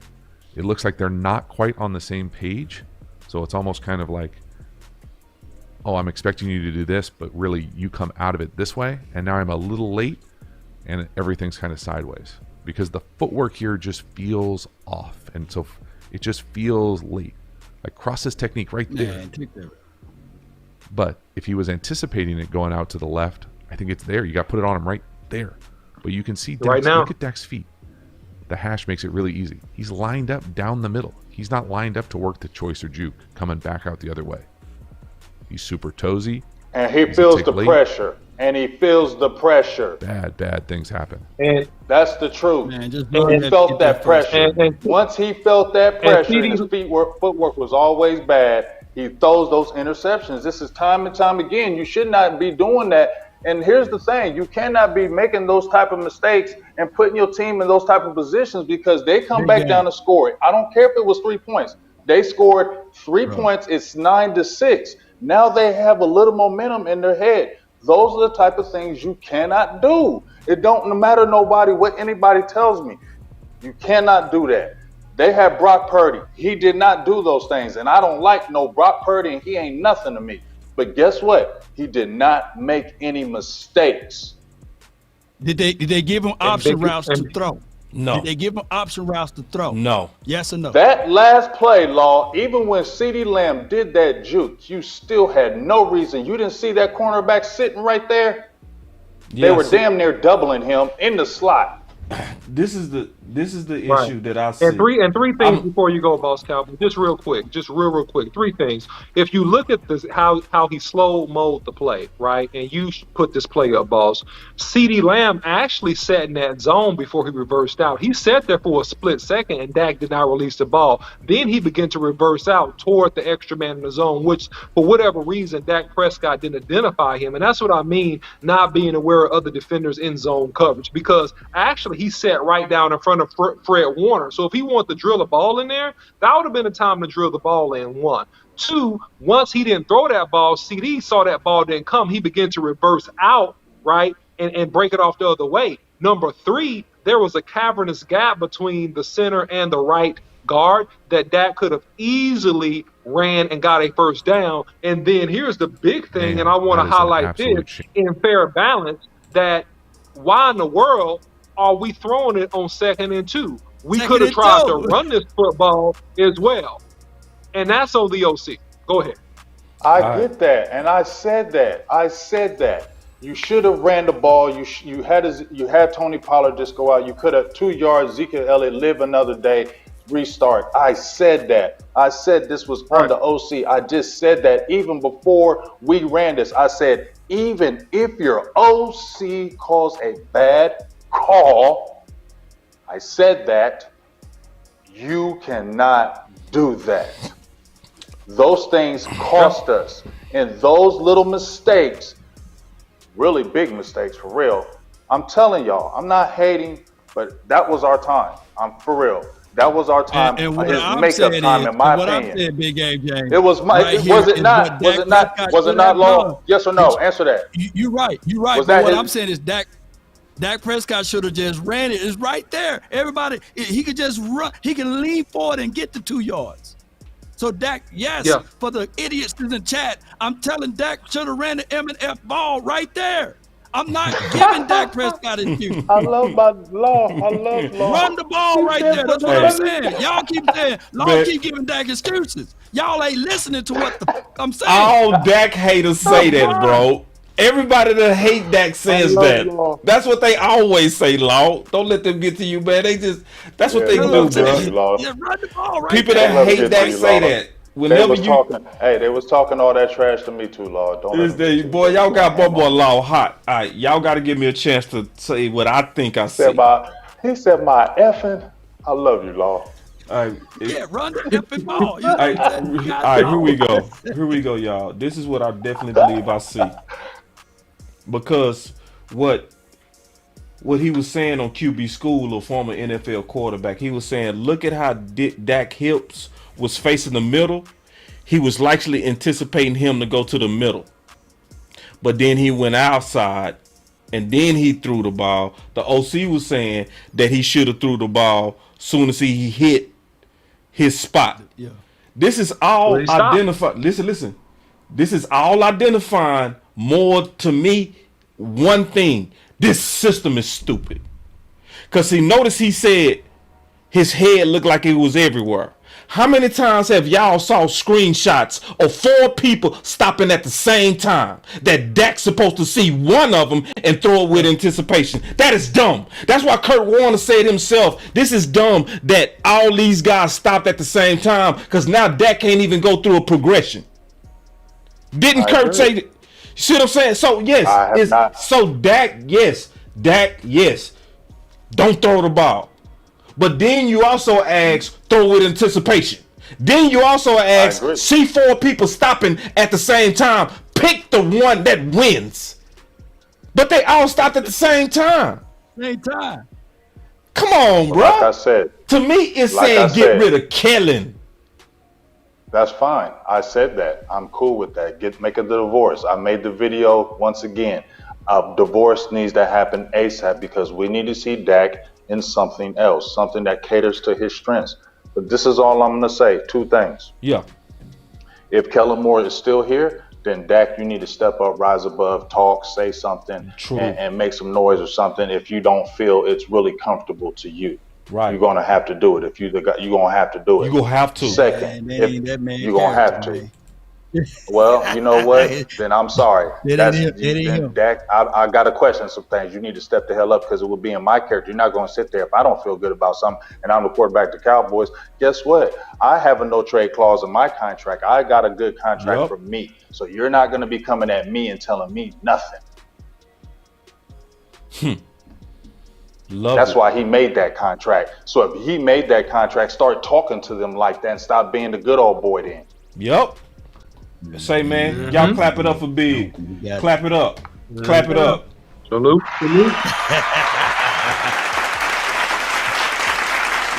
Give that boy a hand. And that's my issue with Dak right there. Right. Is Dak speaking up? That's my issue. Because he's not. Because I always said, you go down with Kellen, bro. If you out there being a company man, singing the company, falling on the sword for them, what did they put on their website about you, though, Dak? Yo, did they say about the quarterback? Did they fall on? Did they fall on the sword for you, Dak? Nope. See, this is real homie talk right here. But here's the thing, though, boss. I told you this, and you ain't agree with me when I told you Stephen Jones never believed in signing him. You said, no, I believe. No, he didn't. He did. Yeah. And this is going to add more fuel to the fire when they said Jerry was going through the building. Is Dak our guy? This Dak our guy? This is going to add more fuel to the fire for them saying, we don't. Oh, man, you don't think they're talking? And let's say this right quick though. I mean, I'm just. Boss. No. No. You're right. You 1,000% right because hey, y'all, me and Boss hold on was real somewhere. quick. I'm speaking cold. Hold on. We were somewhere. Give me 1 second. The exact same. Go ahead. I'm sorry. Hey y'all, I am missing y'all super chats. I do apologize about that. I apologize. I'm just keeping up with this debate and trying to read y'all at the same time. I apologize for missing y'all super chats. And I'm gonna try to catch you up, boss. But go ahead, Law. Done, okay. Okay. Go ahead, Law. I'm speaking cold though, boss. We were somewhere and we heard the exact same thing that Big Game James just said, and he wasn't even with us. And we talked to somebody that's real close to the Prescotts about that. Oh, you know what I'm talking about? Yeah. It's because I was thinking about that today, Law, when you were talking about that conversation we had with that person close to the Prescotts. Yeah. People have no idea the sacrifices Dak also made. The fact that Dak doesn't even socialize with the Joneses on invite. He keeps a safe distance with the Joneses, y'all. Just so he can make sure, you know what I'm saying, that he not viewed like some people viewed Romo. Like it was the elite guys and then it was the team. Right. You know what I'm saying? So yeah, it's but in my opinion, Big, you got bars. You know your bars. Have you ever seen them do something and you said to yourself, that's not them? Just watching them grow up. But I would tell them. Right. But see, hear me out on that. But I would tell them. I know. Hear me out on that. This is why I said that. This is why I asked that question. Because I got sons. And when you see them changing and you know they doing what they ain't been doing, you go first say, okay, what caused that? So when I look at that career and I say, man, you've been protecting the football your whole career. Why are we doing this now? Is it you? Is it you? Or is it others telling you to do that? Because whoever it is, they need to go. If it's you, you need to stop. Go back to the Dak that threw it to them boys when they was open. Get rid of this Dak that's trying to throw with anticipation, because that is causing problems. That's my honest to God opinion on it. Yeah, and I think that, with Dak Prescott, he's torn between relationship and the responsibility of the team. Because I think really him and Kellen Moore have a really good relationship. And for things to change, he's going to have to break the friendship. Yep. And this is where he needs a real good taste of straight business by the OC. At the end of the day, Kellen Moore is coaching for his family and his life. And as soon as he gets the right head coaching opportunity and they throw a bag at him, he's out of here. So don't ever forget that if you're Dak Prescott. And if you're Dak Prescott, and it's unfortunate, you're judged on a different measuring stick than a lot of quarterbacks, even though overall in your career you played pretty well. You played pretty good ball. But, man, they're going to judge you and they're going to blame you for everything. And so if you are a person that is going to be blamed for everything, then be the person that can take responsibility for everything. You see, if Tom Brady played bad, man, and threw picks and they lost a Super Bowl, which they lost 1 or 2, man, he took the blame for everything. They thought that Tom Brady was falling off. He came back the next year, won a Super Bowl. When they lose games in Green Bay, Aaron Rodgers takes the blame. Aaron Rodgers, he's hurt. He's getting old. Right? If Pat Mahomes gets a 2-game losing streak, Pat Mahomes falling off. So it's a whole situation and scenario to where you have to begin to own the team. And not own it like Jerry Jones. What, LC? But own. Let me. Huh? Go ahead. Go ahead. I didn't mean to cut you off. No, I was just gonna say he has to own the situation and really take reins aggressively of how this offense goes. And Dak has not done that yet. And that's his number one weakness. That's the number one. Because it doesn't matter what happens, you go get blamed for it. Yep. Go ahead, Big. Okay, so here's my thing. What you just said. The guys you just named, number one, they talk. They say stuff. They don't just sit there and be quiet. Yep. Okay. You know that about them. So they're aggressive in that aspect. Maybe he might not be aggressive either, because does he really believe his ability to play in this offense? I don't know, because here's my thing. If you're a quarterback and you know you're good, it don't matter. Ain't nobody telling me nothing. If I know I can do it anywhere, anytime. You know what I'm saying? Like, does he have that confidence? We don't know. Yeah. Good point. We don't know. Good point. Because he's been through a lot too, and I'm not giving him no excuses, but I'm talking real right here. He's been through a lot. We don't know if he really got that confidence. And he got a lot of pressure. A lot of pressure. So yeah, I think that's what I'm saying. And that pressure, I feel, has gotten to him, and it got to him in the game, because even on that last interception we just showed, right? He had time in that pocket, but as soon as he felt pressure, he threw it. When he had a clean enough pocket, he had enough time to look to the right, to the middle, to the left. And he had an opportunity to run. When he felt pressure, he threw that ball. And like I said, in his scouting reports and things of that nature about him, when he feels pressure, he throws off, his footwork gets bad, and he throws bad passes.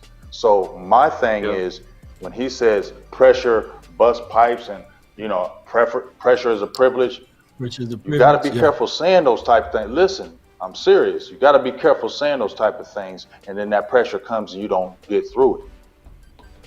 Because people are going to come at you and doubt you. I think that last year, Big, you said that, Dak Prescott has peaked. He has hit his ceiling. Is that still the truth right there? I have said that.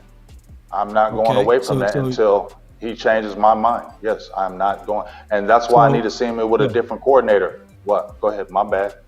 No. You spitting truth right here. Then we need to see Dak Prescott, because there's sometimes a person can only take you so far. And with Kellen Moore, there was a cap to that anyhow. This is peer-to-peer coaching. Dak Prescott have never got the kind of caliber of coach that we've seen out of Jimmy Johnson. You was around that time frame when Jimmy Johnson would spit upon Troy for making his mistakes. He would spit upon Troy for getting late with his reads. I don't see this type of rough coaching for Dak Prescott. I think that whose fault is that? What we can see, I think it's fault from Jerry. Because remember, Troy Aikman, Jimmy Johnson, I hate going all the way back to the 90s. It's many years ago, over 30 years ago, but it's still prevalent to this day. Jimmy said that he was about to bench Troy Aikman. And before he could walk back to the locker room, Jerry Jones had a press conference, said, although my starting quarterback played bad, he will be the starter. But people forgot all about that, right? So now I'm looking at it right now, that when Mike McCarthy literally said at the start of the season, I can't stand option routes. I don't like it. I don't like it. The very next week, somebody got to Big Mike and said, you know what, you got to retort. You got to take that away. You got to recant that, because this is what my son, my grandson likes. He like option routes. He loved calling those plays. I don't think that there's a situation where Kellen Moore and Dak Prescott spit upon each other and disagree about something. I think that is more peer-to-peer, and I truly believe that Kellen Moore got more control of this team than Mike McCarthy on the offensive side of the court. Oh, my word. Well, if that's the case, then Dallas ain't never going to a Super Bowl then, right? Yep. Because if your coach can't usurp, that's never going to change because Jerry's here. Okay, so let's talk real. Don't tell me that stuff.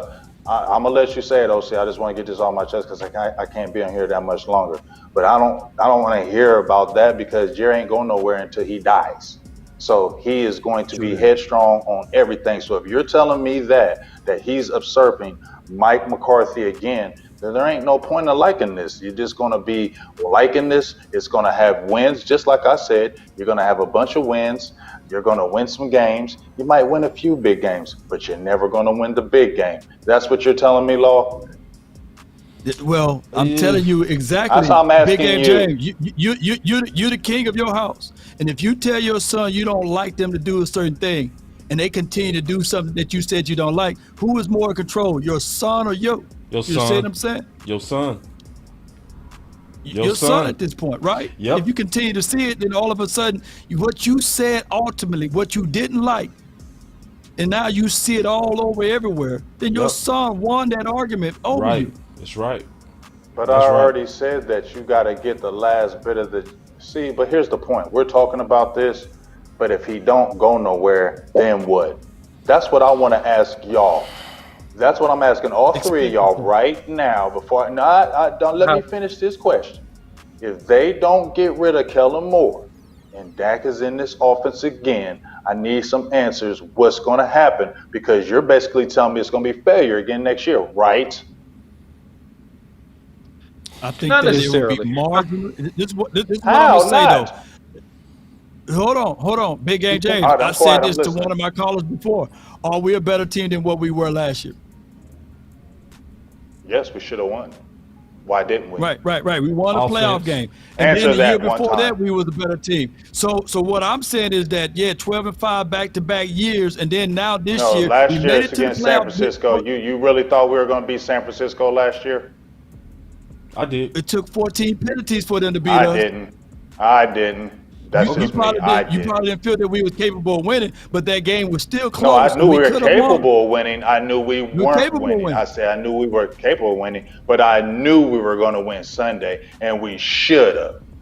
Period. We should have. Now, I agree with you, Big Game James. We should have won Sunday. But do you think with proper coaching and better situations, do we win? Yeah, no doubt. No doubt. If we had an OC that matched what was happening on that defense, we win. We'll see. Get another OC because I want to see it. Because if it don't happen with another OC, just like I said, this boss, that if you got rid of a Mike McCarthy and you brought a Sean Payton in and Sean Payton couldn't do it, then you're going to sit there and tell me there's dysfunction up front and you ain't never winning. That's what I said. So this is what I'm saying with Dak Prescott. From me, not from anybody else, from me. If you get a different offensive coordinator that caters to you, you better not have no excuses and you better win those big games. I said that's straight up. Hey, real quick, OC, I know you got something, but I just want to say something just real quick. To me, I want y'all to hear me out. I don't care if Dak would have played amazing. I don't care if Dak had a perfect passing rating and threw 8 touchdowns versus San Fran. We could have blew out San Fran by 80, and I still would have said fire Kellen Moore. That's fine. Yeah, I'm going to tell you why. The main reason why I definitely say we should fire Kellen Moore is for what Law said. That's the main reason. They are on 2 different pages. Like, how many times and how does it look for your head coach to say, I've never been a fan of option routes at all, but yet we the most aggressive team in the NFL at option routes? That is 2 different leaders on 2 different pages. For that alone, you got to get rid of Kellen Moore. Mike McCarthy came out and said, I don't see us changing our identity. He said, I see us sticking with the winning formula of running the ball. How many times did Kellen Moore come out throwing and then would have to come back and overrun the ball to try to fit his balanced quota? It's too much maneuvering and fixing Kellen Moore. It's too much tweaking. It's almost like you got 2 people that don't fit. You got an alpha guy with an alpha female. They don't fit. Y'all got to break up. You got to break up. You need an alpha with a beta. Either she got to be the alpha and you the beta, or you got to be the beta and you got to have the opposite. You see, right now you got 2 people on 2 different pages. I'm shocked that we won a playoff game with this dysfunction. I'm shocked we went 12-5 with this dysfunction. I don't care if Dak scored 80 points versus San Fran. It was eventually going to likely blow up, to Big Game James' point. You can't have this level of dysfunction and win the big game. I don't see it happening. Nope. The biggest stage, yeah. I mean, I got no rebuttal to that. Well, that's what I've been saying, but everybody says I'm a negative person.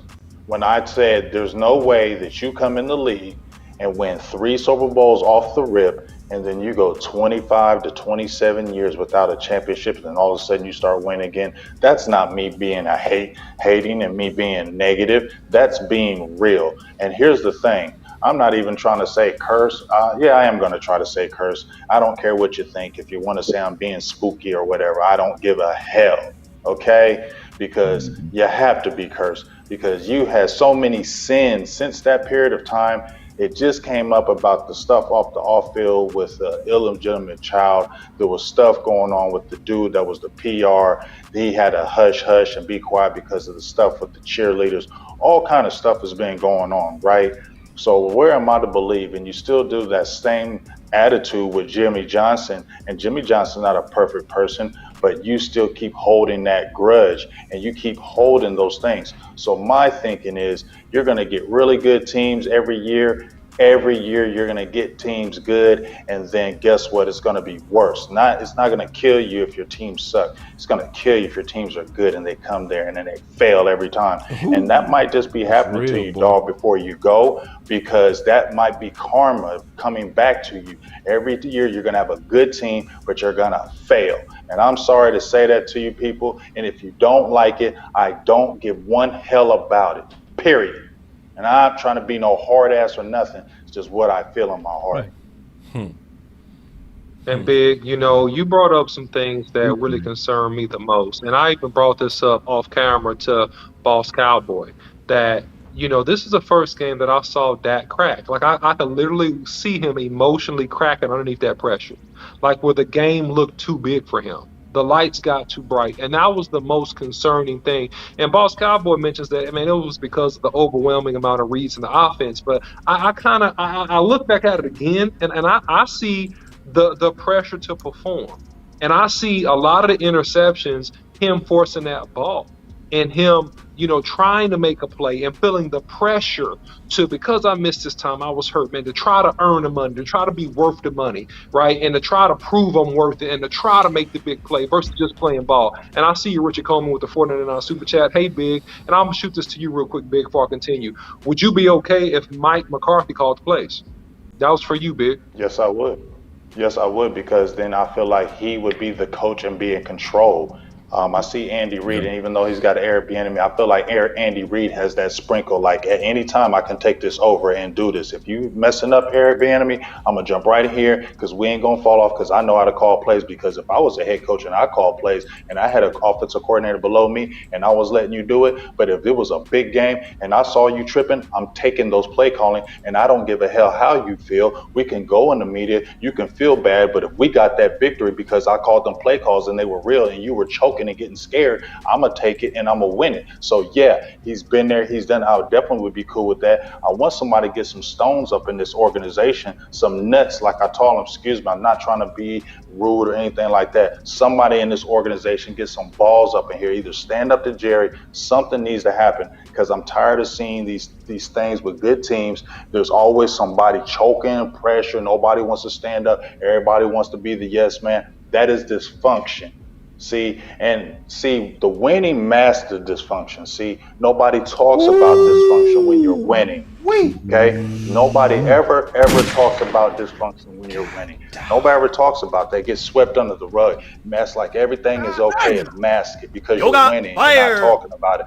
But see, as soon as you lose, that dysfunction and that evilness starts creeping right back up with me. It does. Because it ain't ever went away. I just don't want to talk about it all the time because y'all gonna be like, that's all you talk about, big game. That's all you talk about, Jared. But see, that's when I see these type of things, it reaffirms how I really feel and believe about it. So hey, that's just how I feel. You don't like it? Hey, that's your thing. That's cool.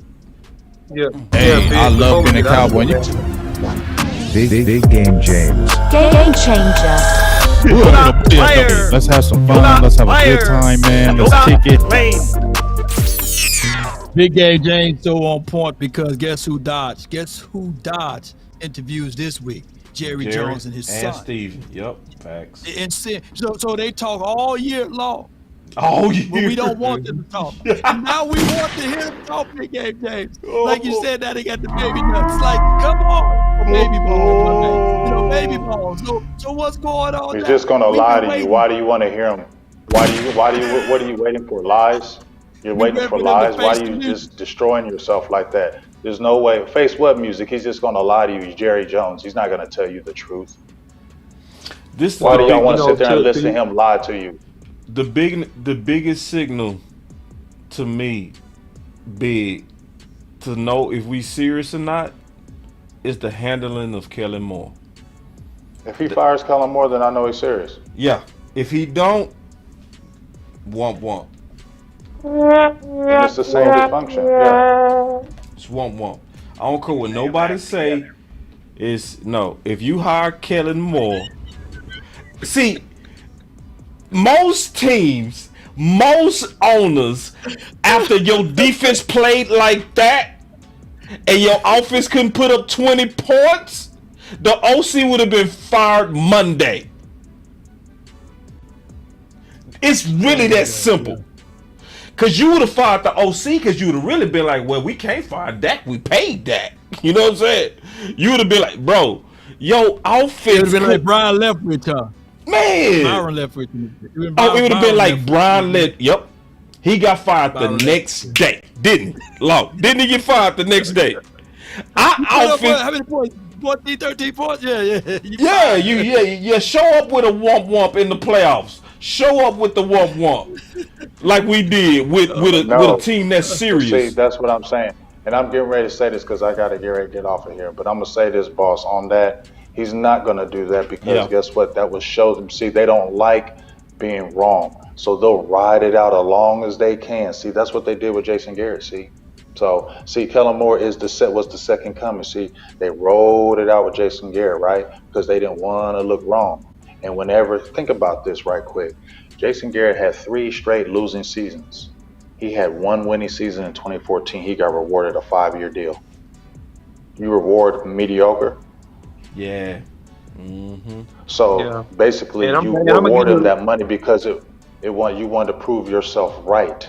Then you kept him because you saw hope with a team. We got to get to. Oh, we made the playoffs, so I'm gonna keep him there. And then we lose, and then you're like, but then we win it. See that I know Jerry. His mind is thinking like, well, I brought him in. We still winning. Yes, I'm telling you. And then Steven was on board. They don't like looking wrong.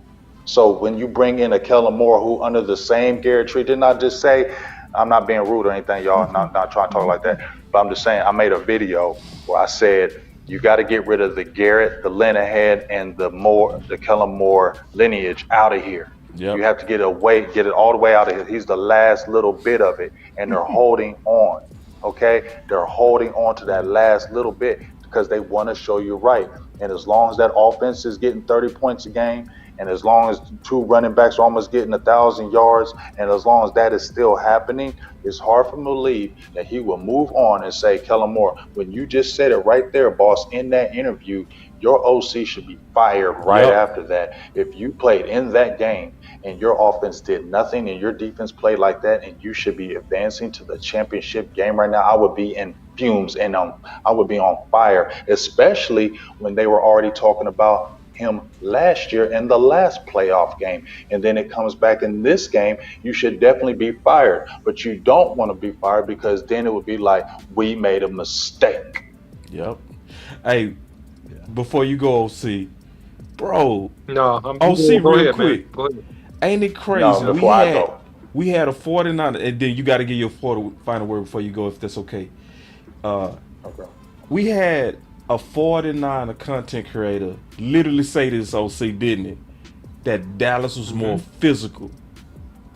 Bro, I heard one of y'all call this D the 85 Bears on what they did Sunday. You supposed to win that game, bro. You supposed to win that game. Your defense played like that, bruh. And if it wouldn't have been for those penalties, they wouldn't even scored on that drive with Kittle. It supposed to have been illegal receiver downfield, but that's a whole other story. That's a whole other story. Yeah. But what's your final words, big man, before you get out of here? Then we'll give ours, and then your thoughts for next year. What's your thoughts, bro?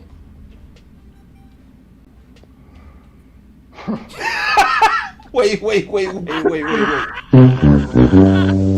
Oh, hell no! Finish him. It can't be one and done. we done dropped that one. So I'm hitting all the buttons, bro, before you go, bro. I need to go get that one. I like that little siren. I like that one. You like that one? This one? Which one? That one? Yeah, man. Yeah, I like that one. I like that one. Yeah, bro. I like that one. That was hard. Yeah, I like that one. I like that. Yeah, keep that one in the arsenal. My final word is, and my thoughts. I mean, I just need to see different. Because if it's the same next year, I'm not even going to be excited. Like I kept even kill this year. I started getting, feeling better toward the end of the season, but I still wasn't drinking the Kool-Aid. I had it ready. As Boo thing, she had it ready. We had the container and everything. We should have been drinking Kool-Aid. I would have been drinking Kool-Aid. We should have. This is a frustrating loss because last year, like y'all said, you thought we were going to win. No, last year I thought we were going to lose. I didn't want to jump out there and say I just kept it to the vest. No, I didn't think we were going to win, and I saw it. After I saw the first 3 plays, I knew it was over.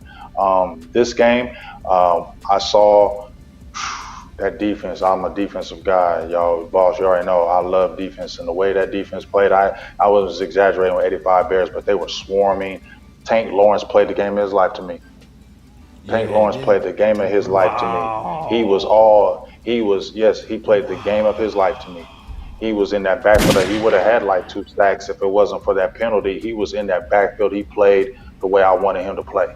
And I said in this game, I called for him. I said he better play good in this game, and he did. and Michael Parsons, everybody. To me, that's just, it's hard for me to get over this. I'm going to get over this, but that defensive performance, the way that defense played, it was the way you're supposed to play. Right. You feel me? That defense in their house, you played the way you're supposed to play. And I'm sorry. My final word is, Dak, you got to get better. And I don't care if it's Kellen Moore there. If he's there next year, you better say something. You better rise above it. You better figure it out because this team is talented. We need to add more talent. They're not going to probably trade because, Cowboys don't do that. Hopefully Jalen Tolbert steps up next year. We're going to draft a rookie, so it's probably going to be behind the 8 ball. But this is what you have, though, dog. This is what I'm talking to Dak. If I could talk to Dak, this is what you have, though, Dak. This is where you're at for at least the next few years. This is where it's at. So you're going to have to say something if you still got that same guy there. And if another guy comes there, then you need to show. Yeah, you do need to prove because you're a top quarterback in the league. You play for the Dallas Cowboys. You do have to prove, just like I have to prove at work every day, just like Boss, Law, OC. We have to prove it every day. If we don't, people gonna hate. If we don't do our job after so many years, people are gonna say something to us, y'all. No matter what y'all say, they're gonna get rid of us too if we don't do our job. Yep. And this guy has to do his job. And he has to be the leader of his team. Not just we know he's the leader, but you can't tell me that defense wasn't frustrated at Dak. Because they said, we just played a game of our life, and this is what you gave me? Come on, dog. You are a guy. You're supposed to rise above. You don't think they said that to him? Come on, dog. We talking real here? We talking like robots? We talking real? They came to him and was like, hey, dog, you got to be better than that. We played our butts off for you. Got to be better than that. And it should be no hate. You should be like, yeah, you're right, dog. I don't want to hear that, but you're right. You feel me? Y'all would say it to me, right? Hey, you got to get better, dog. I love you, but you got to get better. Feel me? I would say it to y'all if y'all love me. So my end thing is you got to get better, Dak. You got to say something. You got to take that next level this year. This next year, you got to take that next level to me. Whether it's off the field talking, I don't want to hear all that cussing all the time. That don't impress me like Jason Garrett. I don't want to hear you cussing and right. No, I want you talking in that Jerry Jones. Hey, I'm doing this. We need to get this. This needs to happen. Do that for me, Dak, and I'll feel a little bit better. That's my final word. Thank you, Big, and I also, bro, appreciate you greatly, dog. You such a OG. I appreciate you, man. No, I appreciate the way you bring it. You keep it so real. Even if we don't agree, I still respect you, bro, because I know you mean what you say. And I know it's hard to say some of the things that Big says because when he say what he say, he risking growth. I know the pressure of being honest and saying what you feel as a content creator, and it's pressure. That's why I rock with him thick and thin. That's why I ain't gonna let none of y'all, even if you disagree with him, y'all go still respect him. You go respect him in front of me. In front of me, you go respect him. So I first want to say that about my homie real quick. And my final words is I really do feel in my heart that we are OC away.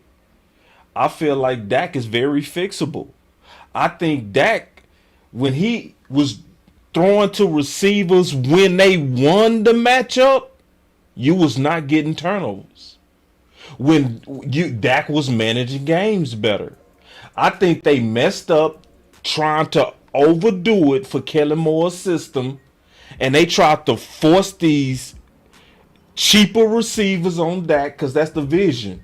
And that's why they keep going back to it. That's why Playmaker talked about it, that they trying to get these so-called play callers to replace playmakers. That's what they trying to do.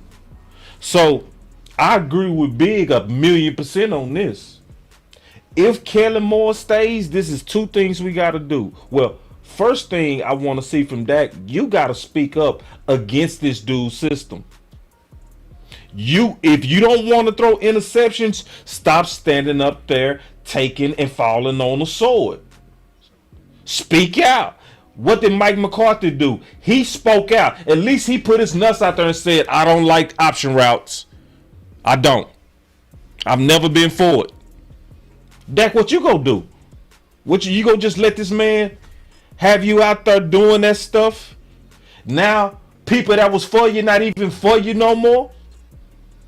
And if it's you, after they get rid of OC, then it's gonna be time for all of us to hold you accountable for your decision making and your play in big moments.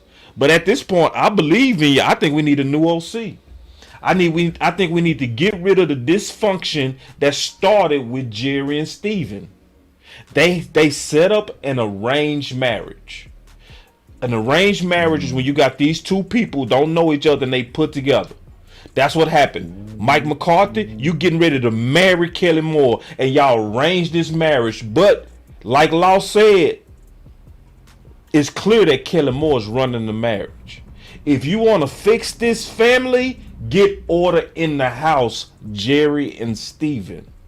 And the only way you go do that is you gonna have to abandon your vision of having an OC that's gonna allow you to be cheap on paying players. You will have to decide, well, we will have to pay for weapons, because we go get an OC that believes in weapons, not in options, not in trying to feed Noah Browns and Dennis Houston's. We need an OC that's gonna come in here and say, no, we need to get our quarterback some weapons so that we can win this thing.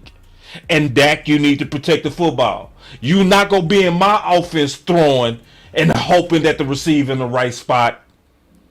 That's what we need, and that's my final word. Yeah, so listen, it's a lot of things that happened this year that were good. We did begin to establish a physical brand of football with running the football downhill with efficiency with Tony Pollard and Ezekiel Elliott. And I think that that is a tremendous building block for us to come back to.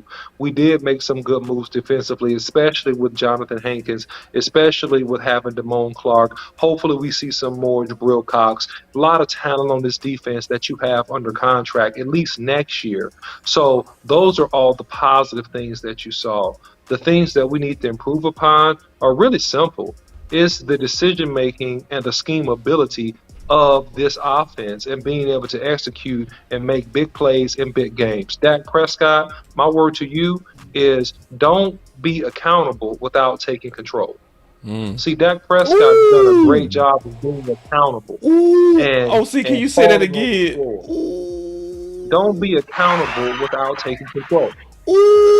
So that's what you need to do, Dak. This is the next progression for you, you know. And Dak, you know, and I'm being just real. Like if I was talking to Dak like a bro, like we friends, then man, look, I know you've been through a lot in your personal life. You had a lot of changes. You had a lot of bad, hard stuff happen. But hey, man, this is your season. This is your moment, and you got to seize it. You got to take advantage of it fully, because when you look back, don't put your life and destiny in the hand of another man and wonder why he dropped you off at the bus station at the last minute when you thought you was going downtown to the big show. So this is your offense. Step up. This is your offense. If you're going to take blame for all the picks and everybody's mistakes, take control and let it be ran the way that you see fit as the quarterback, the things that you like to do, the things that you can execute on, the things that you can have success doing. That's what this offense primarily needs to be doing, the things that make you look good and that can make the team be successful. All right, so we got to get that cleaned up in off season. The Joneses will be the Joneses. I'm not wasting a lot of time on that. They're going to make the decisions and the process that they normally do. The great thing is, and I said this at the end of last year, we draft well. So that's always a calling card. We draft well, and we normally are going to pick up some valuable free agents. And so, you know, for this thing to work, there's two things that's going to happen. I'm going to drop a video tomorrow about different offenses. I didn't get a chance to get into that today, but you're going to have to fully weaponize this, because I'm going to just give you one thing, and then I'm done. You cannot out-scheme talent. You have to have players that can beat people one-on-one. Football is a team sport, but you got to have pieces that can truly beat people one-on-one.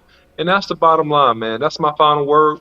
And salute, man. Shout out to you, Richard Coleman, with the $4.99 super chat. OC, that is the word for the night. Do not take the blame without taking control. Ooh, that's Thank the you, brother. word. Salute. Ooh, boy, that was fire. Hey, and before you go, Lau, hey, man, I really appreciate all you brothers in the final word. Good year together, fellas. Good year together. I appreciate you that. as well. This fight was awesome with you boys. Yeah, Right. I love fighting with you boys. It was an honor, real talk, to do what we do together. And go ahead, Lau. My bad. No. In honor, Oh, there it is. There it is, I Lau. don't think across the board anyone had the opening draft show with the numbers we were able to do last year. Yeah. Like we did. You know what I'm saying? So Yeah. I know that this team, man, even though we might fight amongst each other, man, there's nothing but pure love for all of you guys that's on this panel. Yep. And I look back at this team, the Dallas Cowboys, winning 12 games where a lot of people didn't see us winning 12 games this year. And then also ultimately taking down the GOAT. Regardless of whether or not we won by 1 point or multiple points, it was still a victory for us. And shout out to the Cowboys. But that's not enough, man. We got to step it up. I like what you said, boss, about the arranged marriage. I recall when Bill Parcells was here, Coach Zim was an arranged marriage for him, right? Yep. He didn't like the philosophy on how he ran the defense, but he had to suck it up and do it. I recall when Wade Phillips, he had the arranged marriage with Jason Garrett, but ultimately Jason Garrett had that butter knife waiting for him, right? And then all together, we waited 9 years with Jason Garrett, and now we see Mike McCarthy, the arranged marriage with Kellen Moore. Yep. So how this going to end, we need to find out. But I'm telling you guys, when you people say excuses, I get all of that. Here's the other counter approach to excuses. Everyone have a reason, but results are what matter. And at the end of the day, the Dallas Cowboys are sitting on these couches watching the playoffs and going to watch the Super Bowl. So I do know that what I said about Michael Gallup, the dog that get hit with the brick yelp, that means that he values my opinion. He values my thoughts. That's why he responded to what I said in that video. There's a little truth in there, whether or not it was 1,000% correct or 1,000% wrong. The dog that get hit yelps, so he's watching and he's listening. So I hope that the players that's watching and listening to what we're saying is all about love. We love this team. Every single player that's on that team, I believe all of us are older than every single player, meaning that we've been supporting and rooting this team before they was born. A third of the players, most of the players. So I come here to tell y'all right now, we want this team to win ultimately. We want this team to be successful. But we gonna give y'all constructive criticism in order to get there, and that is the bottom line. So whether or not they like it or hate it or indifference with it, we want this team to win. And Jerry Wayne Jones, do what's right about Jimmy Johnson. My boy over there, my guy, Big Game James, he's saying that there's something real about curses, man. And I don't know if you guys want to challenge curses. I don't see a lot of people going into a dark room with some mirrors saying Bloody Mary 5 times. I don't see a lot of people busting mirrors and running under ladders talking about, hey, man, I want to challenge the curses and see if they're real and see if all that stuff real. I don't see a lot of people doing that for fun. So do what's right about Jimmy Johnson. Maybe some good karma. Maybe some football guys will allow the aficionados to see Kittles, who's an illegal receiver down the field. Maybe the flag will come out. You know what I'm saying? Maybe my dog Trayvon Diggs will hold on to the ball. Maybe Dak Prescott will understand to run the ball and lean forward for 2 yards, right? And get that first down. Because we need everything and every good positive thing in the direction for these Cowboys to win. That's my thoughts of everything. I really appreciate y'all so much. That's been my time. I really thank you all for yours. And remember, you're listening to nothing but the best. And y'all already know what I got for y'all. You already know. I got nothing but love for you, baby. Got nothing but love for you, baby. Together now. I got nothing but love for you, baby. Got nothing but love for you, baby. Boy, y'all can sing. Boy, y'all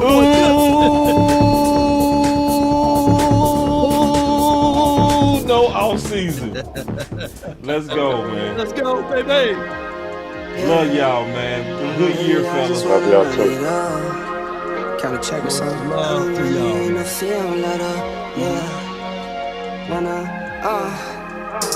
Let me see some more I've been bars. really in the field, lot of rush, I love the feel. Lately, I just wanna run it up. Don't need no deals, I make the deal. Have to take it to a meal. Lately, I just wanna run it up. Yeah. Kinda check the song. Lately, I just wanna run Yeah, man, let's get to work. Count that too, count it up. Count it up. We got a lot of work to do. Run it up, run it up. Need them ones, I need them fives, need them tens. Let's go, Cowboy Nation. We ain't stopping. Greens and pinks, it's all the same. Let's go. Let's pick it up. Still a good year. Let's fix these problems. Let's go at it again. Let's go. Run it up, run it up. We locked in. You know, switching up. Yeah, draft time. I mix Nike with Free agent time. Experiment. You just rock what's on the All shelf of and that. I'm not feeling it. Search for the one, but baby girl, it's not. Ooh, that beat go hard. Can't trust a soul, I keep her him and call it too legit. I've been really in the field, love the rush, I love the feel. Lately, I just wanna